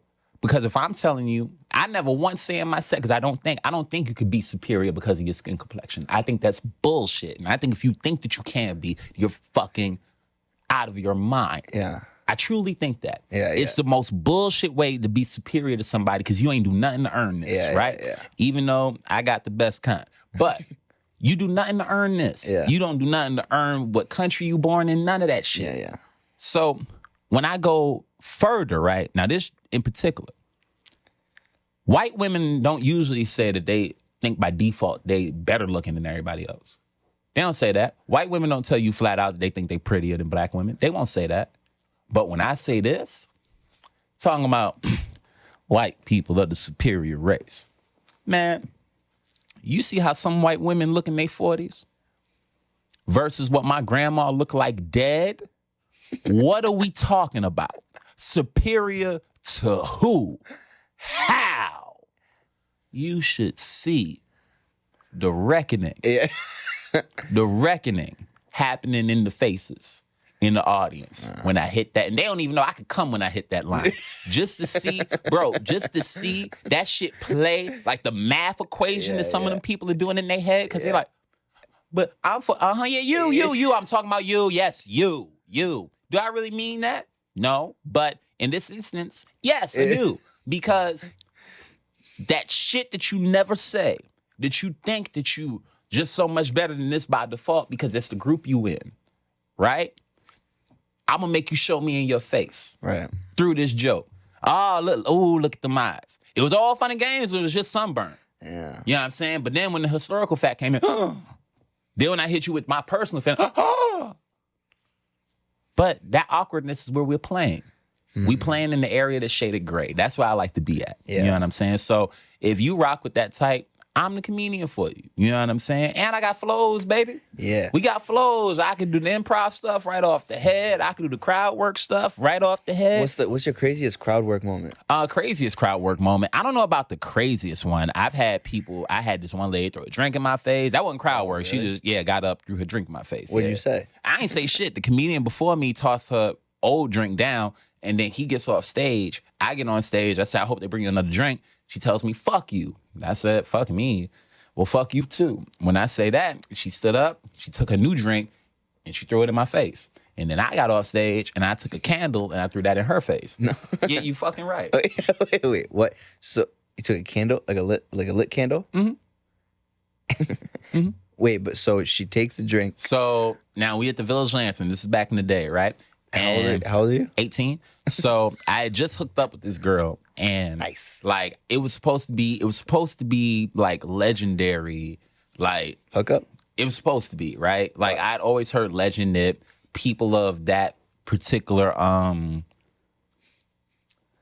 weight class gave the best, gave the best head, right? And so she was a heavyweight. No, I don't know what you're talking about. I don't know what you're talking about. Just very, very nice human, not heavyweight at all. I'm not fat shaming on this podcast. You just said of that weight class. You ain't cancel. All I said was weight class. You don't know what I mean by that. You know what I mean? She could be a fighter for all you know. No, shut the fuck up. You like fighters. You know what I'm saying? Nah, She but could've been there's one no of them chance that you were flyweights. telling me that some. All right, yeah, well, let's not. You know what I'm saying? Yeah. Oh, so yeah, go ahead, fat shame Felix. I didn't say no because you said no. Huh? Don't. We're not gonna turn this on me. And No, think about this. First of all, first of all, I'll have you know that there will be no disrespect for any woman that I've ever been with in my immediate, because ain't none of them ever been nothing but nice to me. So first and foremost, shout out. And no, she wasn't big. She wasn't big at all. And So why'd you say the woman of this particular weight class gives the best head? No, because she was like prestigious. You know what I'm saying? Like prestige. She, had her shit together. So you ain't getting me, goddammit. Try as you might, but I tell you where this ain't going. But I only wanted to talk about that experience. Okay, right? yeah. We got sidetracked. I wanted to go on stage and talk about that one experience, and man. I get on stage and fucked around and told this lady I hope she get another drink. And I meant that sincerely, right? But she was drunk. And she took the drink, she threw it at me. I don't like being touched. Don't fucking touch me when I don't want to be touched. Don't touch me. And for damn sure, don't throw nothing at me. Who the fuck are you to throw something at me? I'm not your dog. She's right here. She wasn't as far away from me as you are. Oh, okay. It's like, I'm not your fucking dog. Don't throw anything at me, you awkward Australian bitch. Who the fuck are you? Okay, yes, I'm Australian. So she throws that shit and the fucking drink hit me, then the glass falls and hits my foot. And I'm like, I was so mad that I saw red, bro. You gotta understand. And you're on stage. I'm on stage. Wait, how many people are there? This is about maybe 45 people. This is Village Lantern. So it's like, fuck mad. I'm past that. I blacked out. I legit blacked out. I remember saying on the microphone, Neko, don't hit her. And I jump on stage. I said, who the fuck you think you throwing shit at? And what I grabbed, I thought it was a beer, right? And I tossed it, and it was a candle. So all that wax just hit that motherfucker. I heard a comedian say, don't set her on fire! Fuck all that. So when he said that, I took somebody's water and I tossed that because I wanted to pull the wax off, right? But it's like, and if you wondering, what did she say? I don't give a fuck what she said. I don't give a fuck what she said. And then if you one of those people like, oh, you did that? Yes, I did. You are not allowed to throw anything at me. Because for all I know, it could have been chemicals in that shit. Yeah. You know what I'm saying? I got allergies, bitch. You could have fucked around, threw the wrong shit on me and sent me to the hospital. You understand? So, no. I jumped off stage. I grabbed the candle. The same way you threw a vodka soda in my face, you got a Glade candle in yours. Don't throw shit at people. I was a fucking kid at the time. I'm 18 and she was like 30-something. Don't throw nothing at nobody if you don't want nothing thrown at you. I don't play like that. Yo, it's ridiculous. No, I agree it's ridiculous. The fuck is wrong with you? Like a whole drink, pow! And then stood there like I'm a bitch. Wait, so then when they're... So she had the wax all over and it... I don't give a fuck what she had because she just left? And she had to leave. And she had pressing things to get to. But no, she got out of there and her friend got out of there. I got a standing ovation for that. If it go to show you how shitty... Oh, wait, so the wax... Like you did that in front of everyone? Yes. Oh, okay. I thought it was like you left off stage and then there was like... No, that'd be crazy. I'm not... No, this is all in the moment. I'm not following no lady to throw no goddamn wax in her face. I ain't no fucking monster. But... If you throw some shit at me... And the crowd gave you a standing ovation? Yeah, well, that context matters, right? Yeah. They, like, you hearing the story. They saw how wrong she was. Right, you know what I'm saying? And sometimes that's the difference between being there and hearing about it. Right. To where, no, you were dead wrong. And in full context, I'm a kid. You know what I mean? You, as an adult, thought it would be okay to throw a drink in a kid's face that did absolutely nothing to you? Nah, bitch, hold this candle wax. So when she got waxed... the only thing I regret is that her friend got water thrown in their face and he wasn't even part of the shit. You know what I'm saying? That's the only thing I regret. But I get back on stage and I do the one joke that I wanted to do, right? And then everybody's like, all right, you gotta get out of here. And then to show you how some people can manipulate a story, I'm going upstairs. She's so drunk, she don't even realize it's me walking past her. They at the spot down the block called 1849. She's like, we went to a comedy show and the comedian threw wax in my friend's face for no reason. Now I'm standing right there. She ain't realize I'm standing right there. And I'm like, Wouldn't have shit to do with the fact that you threw a drink in my face. Wouldn't have nothing to do with that, right? Keep walking. But that's the people that we deal with sometimes. So that's, Damn. I wasn't even doing crowd work, but that's the craziest story I got. You know. That is pretty crazy. Yeah, I haven't people heard- out of their minds. I haven't heard something that crazy. Man, people are out of their minds, bro. With that Chappelle guy Yeah, I wasn't part of that. You know what I'm saying? And he got UFC beat. Did you see that? That was Oh my God. That was good old fashioned police brutality. No, that you see his arm? You see that picture of his What arm? What arm? You That see ain't this, no Josh? arm. That is not That an shit arm. was like That is a polygon he had back there. I ain't never seen a motherfucker get twisted like this and then stay that way. Like, bro, onto the stretcher. Yeah. And he was still like this. They laid him back and he was still And he was like this. handcuffed with his sideways. Do you know how brutal you got to be as a cop No, to I see know. that? Like, cause that's the They hand ain't they give a fuck cuffed, either. bro. That's crazy. Yeah, man, you better recognize the big dog got big security protecting him. Yeah. Chappelle ain't playing. Oh my God. And Chappelle himself is built like a Ninja Turtle. What Yeah. you thought was gonna happen? What you thought was gonna happen? He's That's jacked. the father of like 4 kids from Ohio. Fuck around and get killed out here messing with that man.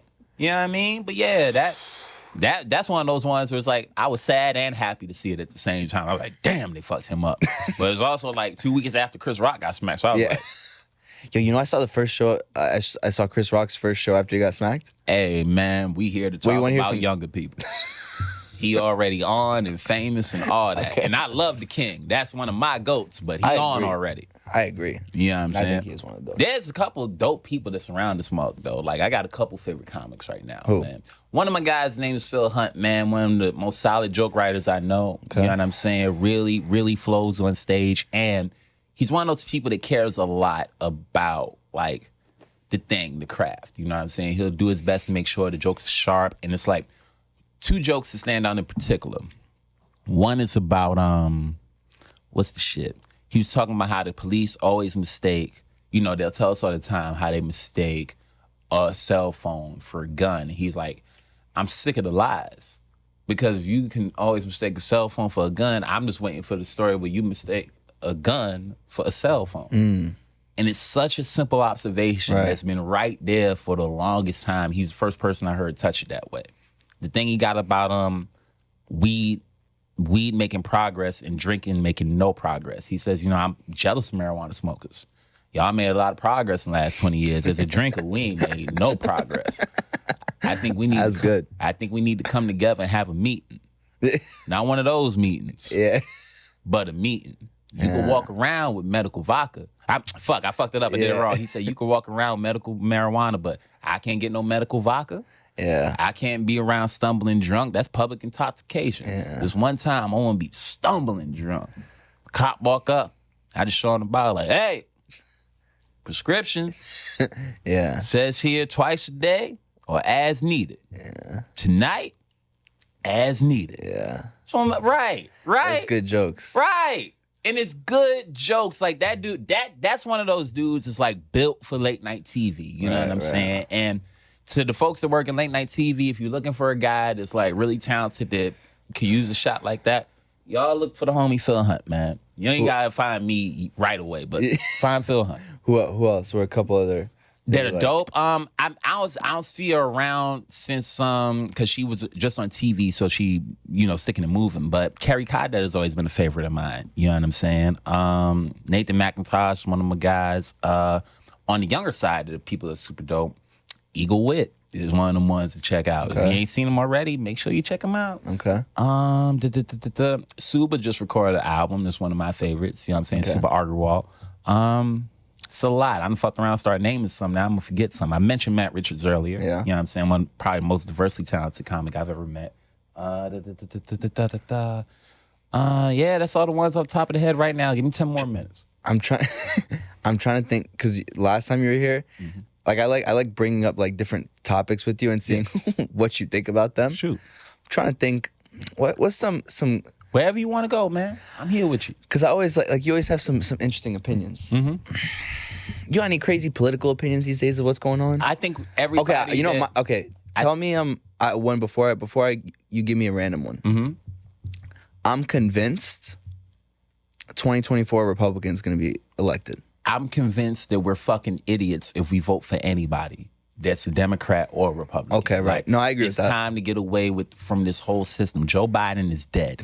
Nancy Pelosi looks just like Joe Biden. They're all dead. They're all dead, bro. If she's rich, dead. So, but look, bro, they're all dead. And understand the fact that politicians don't make a lot of money, but they're all rich. They all have net worths way more than what they make. You understand? The fact that they can buy stock should be illegal. The fact that they can be a part of shit that they themselves can control is illegal. The fact that a lot of these motherfuckers aren't being laid down is crazy to me. We insurrect for all the wrong fucking reasons. We were a year early insurrected. You motherfuckers went and you insurrected for Donald J. Trump. You fucking peasants. Meanwhile, you fucking weaklings would let children get shot in school. And ain't nobody had shit to say on Washington yet, but you stayed home for that shit. You fucking peasants. Yeah. I can't stand you. I can't stand you. I can't stand your sliding scale of morality. Fuck each and every last one of you. I agree. Each and every last one of you. And that's on every side. You go out and you'll say this when this happens. You'll say this when that happens. I don't give a fuck about any politician. Fuck them all. For the simple reason that they don't care and they have jobs anyway. Their whole job is to spin shit. It's to spin it. What's the real difference between Donald Trump and Joe Biden? Here we are right now. What's the real difference? Prices went up anyway. Yeah. You paying more for everything anyway. And my net worth just went down 80% in the past 4 days. So that's awesome. Like, what are we talking about? Oh, Bitcoin? But everything under the sun, everything's going down. So my point is that we going to hell. And we going to hell fast. You know what I'm saying? Like, they fucking with us, bro. Cars should be flying by now. Cars should be flying and cars should have been flying. Why are cars not flying? I don't Because know. we have a fucking dead man as our president. The Quaker oatmeal man is our president. Everybody around him is around that age, Democrat or Republican. I'm tired. Yeah, I'm a that shit's comedian, crazy. dog. Like, I'm tired of motherfuckers thinking because they're Republican, they can't come and enjoy my show. Bitch, I wouldn't give up any of you. Democrat, Republican, Green Party. I don't give a fuck. Yeah. That has nothing to do with me. You're in the mirror, which means you can be spoken about. Yeah. But if you still stupid enough to care about any of these people, something is wrong with you. No, I agree. It is weird that like people care so much about these people. No, it's not weird, bro. Look, art imitates life. Look at art. Look at life. All of this shit makes sense. In life right now, we have people that are caught up paying almost too much respect to the people older than them. So then the people older than them are still the only ones in charge. But the problem is they backwards. They don't live in this world. Joe Biden is not fit for this world. Yeah. He's too old. Him and everybody like him is too old. Everybody that's in Congress, all that shit, they are too old. I know. They're too old. But look, we gonna vote for them. We talking about a Republican winning. Nigga, fuck all that. If somebody over 50 years old is our president, we fucked up. Think about how much the world has changed in the last 4 years. Look, I agree. Think about the language. But no, when you say you agree, think about how young you are, right? Yeah. Think about how young I am. There's certain ways of speaking to people that kind of just started being recognized as folk, right? Recently. We know how to navigate that. Why? Because we're of that time. Right. They aren't. You want to know why they struggle so much? Because they aren't. They're older. The language is foreign to them. They shouldn't be in charge. Right. But we keep running to put these motherfuckers in there because of past loyalties that somebody told us. Most times you Democrat or Republican because of your parents. Right. No, yeah. We need to break this cycle. Fuck these people. So how do we do it? Man, Let me hear your ideas. I don't know if I got any ideas to lead to anything positive, though. You know what I'm saying? So I don't want to put no negative idea out there because, I don't want to inspire the kids the wrong way. But, like, we gotta pick, like, in mass, like, just regular people to vote for. Fuck political experience. We need to clean slate. Yeah, we know that will never happen. We need to get, but see, we got to get out of that. I agree, but But listen, like, you too young to be that fucking, it's sad to see. Because when you go, oh, this is why. No, that's why. That right there. people that keep going, oh, well, you know, that'll never happen. Well, it'll never happen if you keep thinking like that, pussy. Try it. The same way you let all those girls sit in your face like you was telling me, and you don't ask them no questions. That's also just do just that. for people listening. That's not true. That yo, he fucking lying. Also, and yo, I never told Josh that. Run, yo. Were you recording before we started? Run, No. yo, you fucking lying. You gonna sit here? Okay, yeah. Run whenever we were recording you before. Sit here on where is this going? Yeah. And look me in my face and tell me. This motherfucker said he was If y'all want to know what French. gaslighting looks like, right here. I am not Fox News, nigga. This motherfucker mentioned being French, and then all hell broke I said I'm loose after French, that. and he goes, "Oh, so you're the biggest box eater I know." I ain't tell no stories to Josh or Neko about nothing. You like see all that shifting in that chair? It's a goddamn lie. And then I say I'm gonna go wash the soy sauce off my hands, and Neko goes, "Oh, that's what you're saying it is." This idiot. But with that said, right, I really don't Yeah, let's go back to talking about the. No, I really don't know what to tell people what to do, man. I feel like the reason we keep falling down this hole is because we keep walking that way. Stop walking that way. Fuck these politicians. Facts. Like, don't vote for anybody you've ever heard of before. Pick somebody random, dog. What's something we can all agree on? No matter where you live, you paying too much to live there, right? Groceries cost too much. Gas costs too much. Facts. We need only people that are going to cut our expenses in half. I don't give a fuck what you have to do. I don't give a fuck if you got to go in and take half of Elon Musk's everything. But if we can fix hunger, damn it, fix it. Yeah. Everybody talking about everything. Nobody said yet that we need to cut back on automation. Shit shouldn't be this automatic. You know what I'm saying? Stop advancing the phones. Stop advancing the guns. Have you noticed that guns are more advanced than the fucking textbooks? The motherfucker that went in that fucking school and shot those babies, bro, shot them in half, man. In fucking half. I know. And they want to talk to me about Mitch McConnell. I was hoping somebody ran in his motherfucking house and dragged him out. What are we talking about? I know. Now you see, He's the worst. Now when you ask me shit like that, and I start to get going, but like, get the fuck out of here. Babies died, and this old fucking mosquito bite is still alive, talking about what he not gonna do. You gonna stop playing with us, man. You gonna stop playing with people. And that's what I want to see. I want to see people get tired of being tired. You don't have to go through this shit. When you think about it, right? All the extra shit we put on life. You was born barefoot, nigga, with the feet that could walk you around this motherfucker barefoot. We made concrete. We made it harder for you to walk with your bare feet just around. Yeah. We made it cost whatever amount of thousands of dollars it costs to live in that shitty place you living in. Yeah. We did that. All this extra shit that we added to the game that don't need to be there.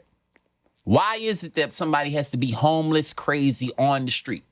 I live in New York City like you do, dog. Mm-hmm. We got people literally going through changes within the boundaries of their ears.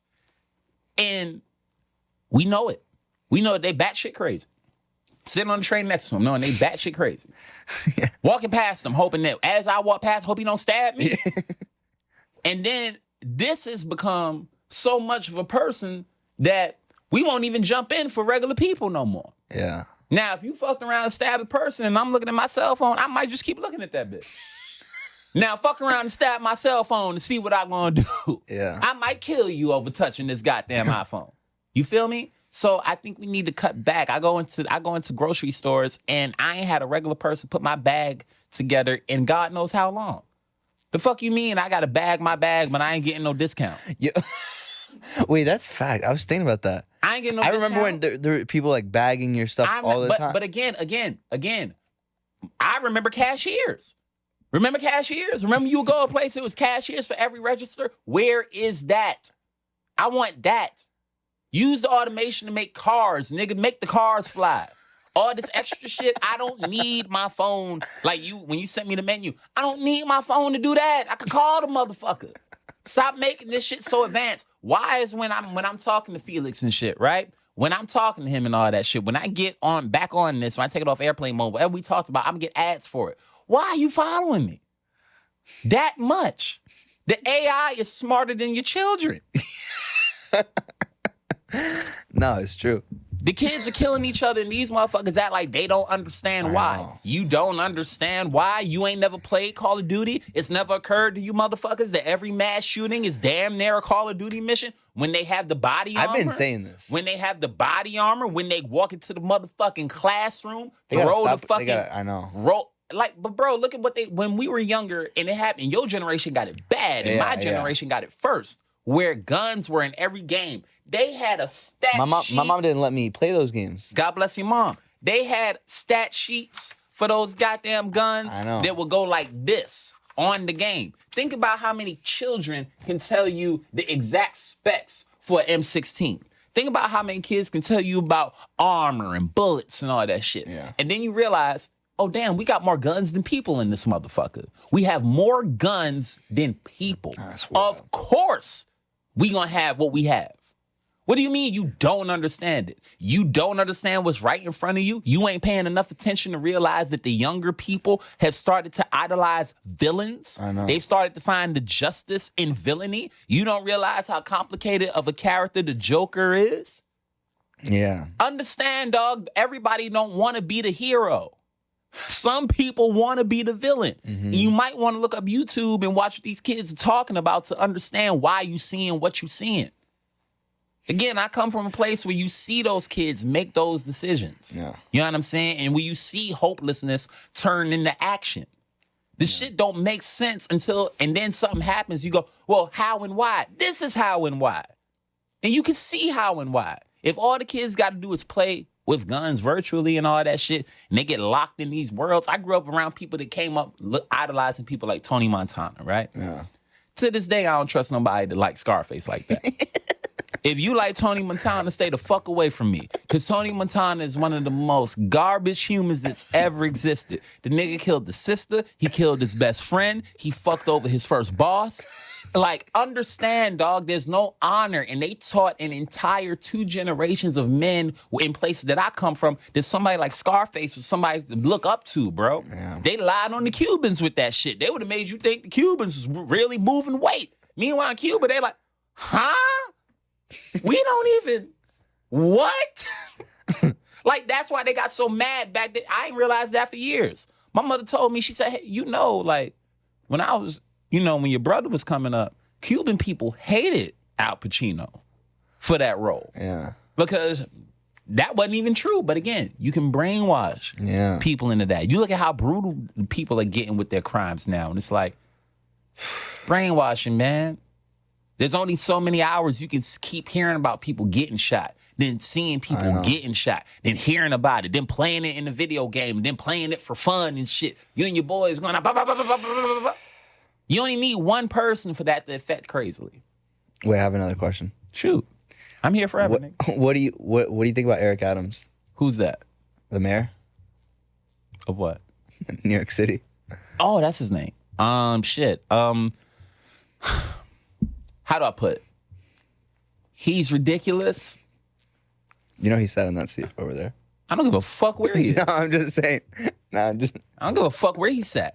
He's ridiculous. And the next time he comes on here, I actually need to talk to him because I talked to his constituents back when they were calling me for my vote, and y'all still ain't done shit about the New York City Housing Authority. And me in particular, I got a beef with the New York City Housing Authority. So, matter of fact, Felix, this is the clip I want out. Okay. Anybody that works in some type of law or works for the New York City Housing Authority, I need to be contacted immediately for crimes against my family, baby. Nah, they fucking up, bro. They about 8 years late on putting people on a lease that they should have been on all fucking ready. Oh. Yeah, and they keep trying to jack the rent up to a price that isn't the price that can be afforded for the person that's supposed to be on that lease. And I'm tired of that shit.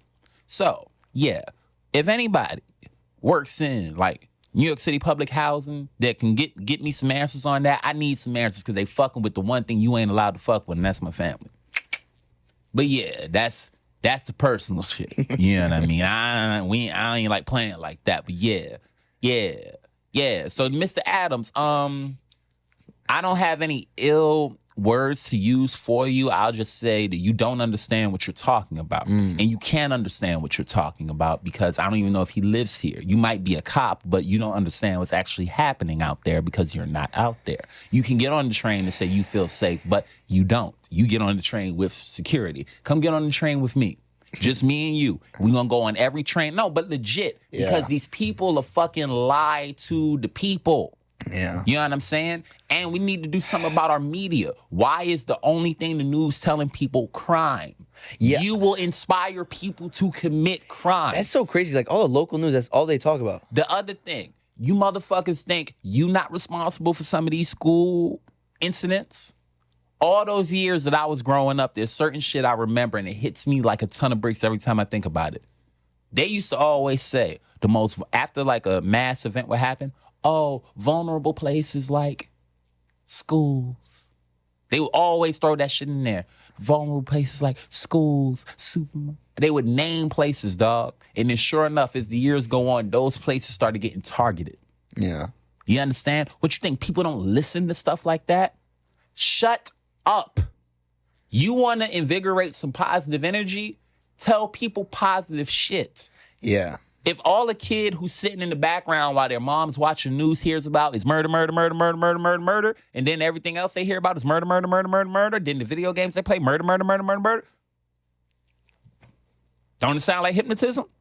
It does. Shit that also blows my mind is like, you probably weren't in school when they had, you weren't in school when they had like the mass shooting, like, fucking what? Columbine? No. Like the lockdown, the drills. You ever had that? Bro. And again. Bro, they're teaching the kids what we're doing. And again. I remember when we had those in high school. And again. This is my point. So you teaching the children, not that, oh, well, it's something that happens. No, bitch, it's not supposed to happen. I know. It's not supposed to happen. And the thing about it is there's no drill. There's no drill. There's no drill you can do. Of course not. There's no drill you can do. Stop putting that on the kids, man. Like I get wild. That's one of those topics, man, that like I get. I know, I get it, yeah. Fuck angry. I'm past that. Yep. Children shouldn't have to go through no shit like that at all. Children shouldn't have to children shouldn't even have to know no shit like that. I know. You know what I'm saying? They're here making bulletproof backpacks. Again. Talk about that. But what's that going to do for the front of them? Yeah. What's that going to do for the bottom of them? The bottom line is you should stop trying to make money and fix the problem. Yeah. The problem is guns. Why haven't you made bullets that only go 6 inches yet? Yeah. They shouldn't be allowed to go further than 3 feet. If a motherfucker ain't 3 feet away from you, you can't shoot him. Yeah. But no, you ain't doing none of that. There's a tampon shortage, but no bullet shortage out this motherfucker. I've heard about this. Bullets, so you can buy all the bullets you ever need. Matter of fact, ladies, if you got a good enough cotton, buy some long bullets. You know what I'm saying? And maybe wrap that, because they ain't gonna make no more tampons, but they got bullets forever. Wait, so what's wrong with this tampon shortage? I don't. Everything's wrong with it. No. Like what? There's a lot wrong. No, but wait, I haven't heard much. Like, what's the reason? Why is there a shortage? How would I know? I don't know. I feel like you would know more about that. You would. I feel like you would have to know. You know what I'm saying? You would have to know. No, you're the one who brought it up. I barely. Oh no! I only knew about it because I read. I heard about it the same way you probably did. I was scrolling, and then like I don't know if it's true or not, because you know how sneakers, like people that sell sneakers, they'll lie about how much shit they actually have in stock to make the prices jump. Oh, so you think it was the tampon company's way of doing that? I mean, they lying to us about the gas. Yo, they really got motherfuckers thinking that gas is high because of the shit happening in Ukraine and Russia. Well, it's like Russia don't fuck with us. Russia don't fuck with us. So you don't think that's the reason? Yeah, fuck no. Do you think that's the reason? No, but I'll be honest, I don't know enough to be able to make an educated statement on this. Nobody know enough to make an educated statement, but if we think... Wait, okay, no, but so you feel like you know exactly why gas prices are the way they are? Because I think there's a misconception. It would be ridiculous for me to know that. I'm a comedian. Again, I know, that's what I'm saying. Keep me in my context, right? I know about as much as the average American citizen, which means I know nothing. Now, with that said, though, I I know it's not connected to what they saying it's connected to. That shit don't got nothing to do with them people over there in Russia. And when you realize, you can look it up. We got 80 million barrels of our own oil. 80 million. We can if we went to war with other countries, we would be able to self-sustain ourselves with oil for a good while. We got that in reserve, man. Why is this shit so expensive? They gouging. Yeah, but there's gouging and gouging. This is like crazy gouging. That's what it is. And what you doing about it? Fucking nothing. That's my Still point. filling up my tank. But being poor. But bro, boom, exactly. I know. Exactly. Exactly. No, but I will say though, I think that people are driving less though. No. You can drive less, but gas costs more. So while you drive less, I'm still gonna make the same, close, or more because it costs more. I've seen like 3 gas stations in Brooklyn that I used to go to that all closed in the past month. Oh yeah, but they not a part of the. They not a part of the. They not a part of the money makers. They employees. Like facts. The CEO still seeing the same bread. Oh really? He's still living good. I mean, according to the shit that they put out that's supposed to be official, ain't nobody lost money. Damn. What gas company went broke? I don't know. Sunoco went broke. Sunoco. What's the other shit? The gas BP? place? They went broke? No. I ain't heard about nobody going broke. I've only heard about them making records amount of money. Really? Yeah. What world we living in? You can pull that up on your phone. Nah, because now we're just gonna start speculating. They saying that the motherfuckers are really making money right now. That some of the biggest businesses make nothing but money. The mom and pop shit's closed. You know what I'm saying? The employees got hit hard. Like you said, those little spots in Brooklyn, they don't got no job. Yeah. Because people ain't showing up. But the motherfucker that's charging $5.50 a gallon or, I don't know, $10 for premium, whatever the fuck the crazy shit is. How I know you gone? All I know is that I was supposed to make $1 billion. And all I know is say $1.5 billion right here. Damn. Think about the shit that's happening with landlords. Your apartment ain't getting no bigger. Yeah. That bitch is the same size. And this nigga told you to your face, it's going to cost you 3 times the amount. Why? Because I said so. And that's what we deal with. No justification, no nothing. Just go. All right, wait, I have something else for you. Light heart, more light. What are your thoughts on the Amber Heard, Johnny Depp? Because I know you have some thoughts. I don't know them white people, man. No, but you watch it? Fuck no, I ain't watch it. And I think if you watched it, I think you sick. Like I'm not gonna lie to you. I watched a lot of it. You're sick and you need help. No, maybe. You need help. But can I defend myself? Sure. I'm saying yes, you might be correct. Mm-hmm. But I will say of the of the public trials, it was good. It was Describe good. It was just it was incredibly entertaining. Oh, okay. So what do you like for entertainment? No. I'm not gonna lie. Like don't lie. No, I'm not. Be truthful. You lied already. No, I didn't. You've been lying. I've been truthful this whole time. What I've been lying about? When you told the people that you didn't say what you said earlier about being the boxer in Brooklyn. That's what I'm talking about. You know what I'm saying? And he sat there and lied with his legs crossed. That's true. Go ahead, man. No, this trial was incredibly entertaining because you had one. But I feel like I want you to watch just an hour's worth of highlights from this. No, and you finish. I'm gonna tell you you'll why. See, because I think that like Amber Heard, I feel like is like one of those people that would make you go nuts. No, I know Amber Heard, bro. Like, you gotta understand that archetype of that vile, poisonous lady. I know better versions of that in more regular walks of life. Like, I don't need to turn on the TV to watch this miserable shadow of a human be that. I don't need to turn on the TV to see Johnny Depp be a fucking guy that's beat up in his relationship. I don't need to turn that on. I think the fact that motherfuckers, that man, that lady, their lives are falling apart in that moment, right? That is their divorce trial. The fact that you and I love you like family, so I hate to do this to you. The fact that you weird motherfuckers went and watched that shit is the problem. Mind your business. How do we know? Look, the bitch shat. Oh my God. She shat on the man's bed and you needed to watch part 2 of that nasty shit? You are sick. That's like those weird motherfuckers that watched that Michael Jackson documentary and then told me I was weird for not watching it. Nigga, there's a part in the documentary I ain't. Did you watch the Epstein one? Fuck no. Wait, I'm not watching that nasty shit. Because at the end of the day, I don't need part 2 of certain stories. There was one point they said, for the MJ thing, whether you believe it or not, they said that at one point somebody was saying that when they were like 8, Michael had him on his nipples and all that shit. And I'm like, and you needed to see a part 2 of that. You got up to listen to part 2 of that? Something is wrong with you. Yeah. Like, motherfuckers got this boner for just sadness, man. I don't got time to watch a motherfucker's life fall apart or watch people get abused on television for my enjoyment. Stay out of people's business. That man is getting divorced and having a motherfucker lie on him in person.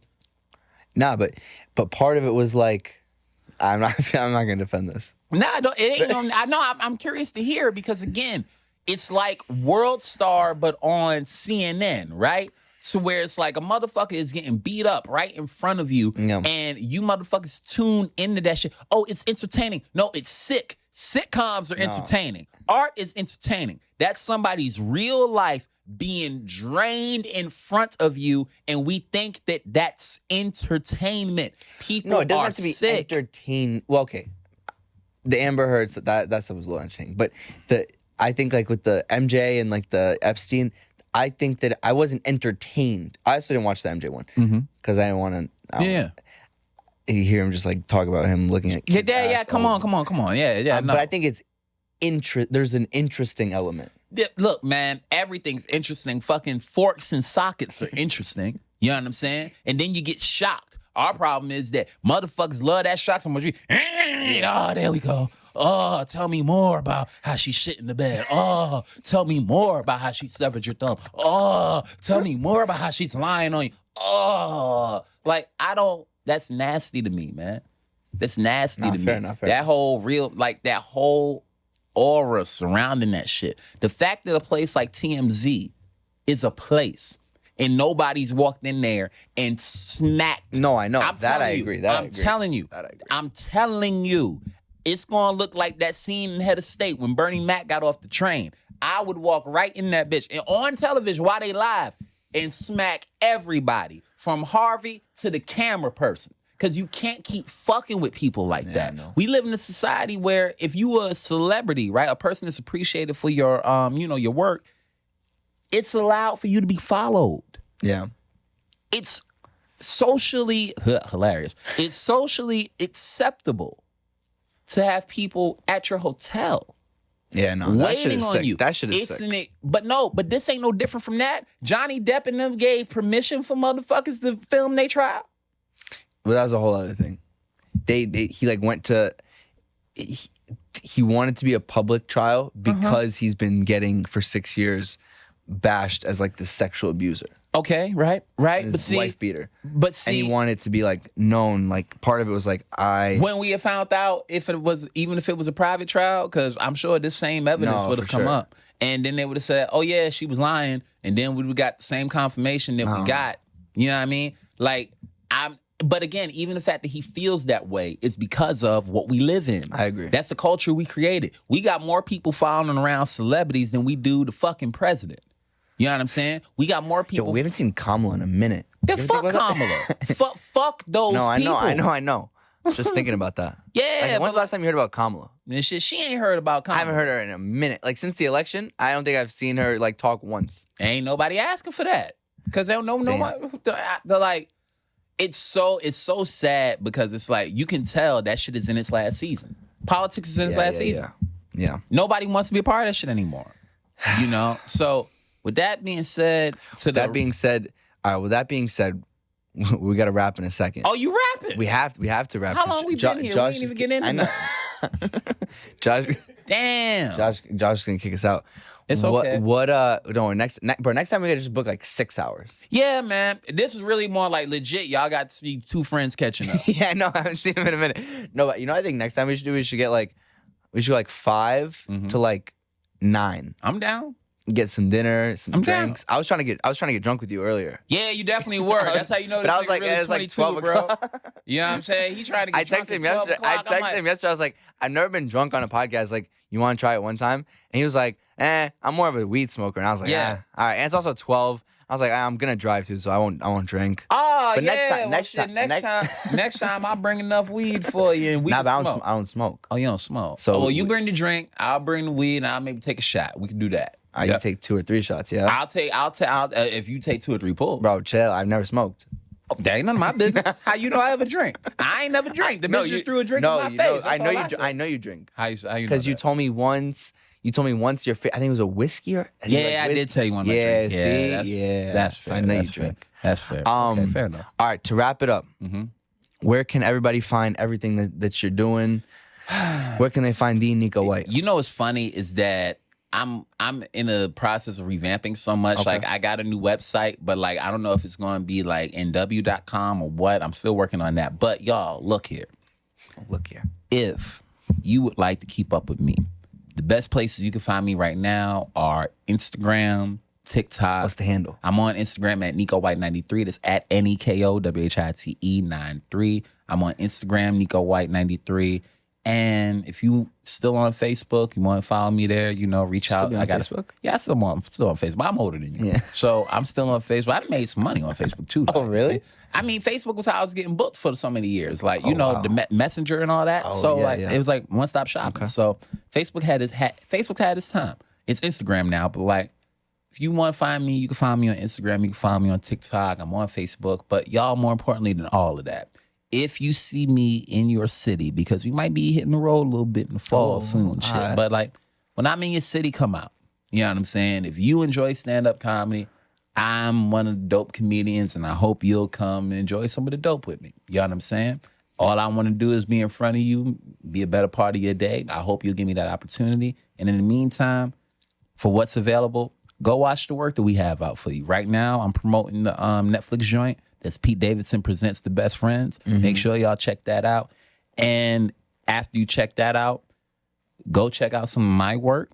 I have 2 specials that are available. The first one is called Introducing Me. We did that in 2015. The second one is called Dark Out. We did that in 2020. I have an album that I'm re-releasing. It's called Marcellus, MARSCELLUS. That will be available hopefully by the time you hear this. And man, after that, just, stay tuned. I hope to meet you. And, like I said earlier, if you work in the industry, I'm currently unwrapped. Mm-hmm. And if you like stand up and if you like where, it could go, you know what I'm saying? And like to find a dope comedian that could, maybe be a part of some dope places that stand up can go, well, I'm taking meetings. Hit a brother up. Hit a brother up only if you see what this brother sees in the brother that we talking about. If you don't, keep your distance like COVID, man. Keep your distance like COVID. And shout out to the guy, man. We did all this shit, right? Got all the way to the end. We talked about the Netflix thing, but I ain't publicly thanked the homie. So, big shout out to Pete Davidson. Family, thank you for always being who you are. You know what I'm saying? Yeah.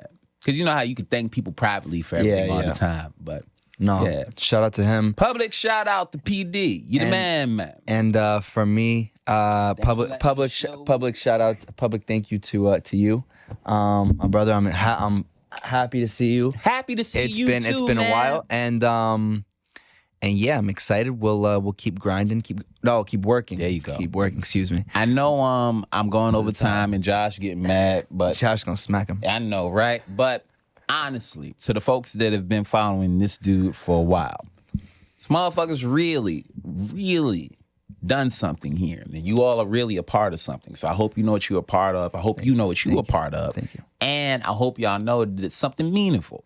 This shit didn't start out on these couches. You know what I'm saying? They for damn sure weren't this nice when I first got here. You know what I mean? Josh was meaner, you know what I'm saying? But they've built something. So congrats to you for building that. Thank you. Happy for you. Thank you. Keep it building. And thank you for having a place for folks like your boy to come on and Yes, talk sir. some shit for 2 hours, man. Next time we 5. Next time be 5. This is the Where's This Going? Yeah. Hosted by Felix Levine. What you got to plug and shit? Nothing. What? Just, There's no there's no keep plug right somebody? now. There's no plug. We gotta get the fuck out of here because Josh is gonna slit my throat. Oh, what? But that don't got nothing to do with me. You know what I'm saying? If you slit your throat, that's not my throat. You know what I'm saying? I think I'll be cool. You know what I mean? Get to your wrap-ups. You know what I'm saying? I appreciate everybody listening, and So what else you got to talk about, man? Not as much as I appreciate you, buddy. We'll bro, next time. Next time? This ain't no time like this time, no. I know, but Josh, he's got another session coming in. He's got That ain't other none of people my coming in. business. I don't like those people. I don't know those people. Fuck them niggas, man. Yeah. On that note, appreciate everybody. Thank you guys, man. Nothing but a pleasure. Thank you so much for watching this video. If you haven't done so already, please make sure you like the video, subscribe to the channel, follow me on Instagram at felix.levine, and if you have something to say, please leave a comment.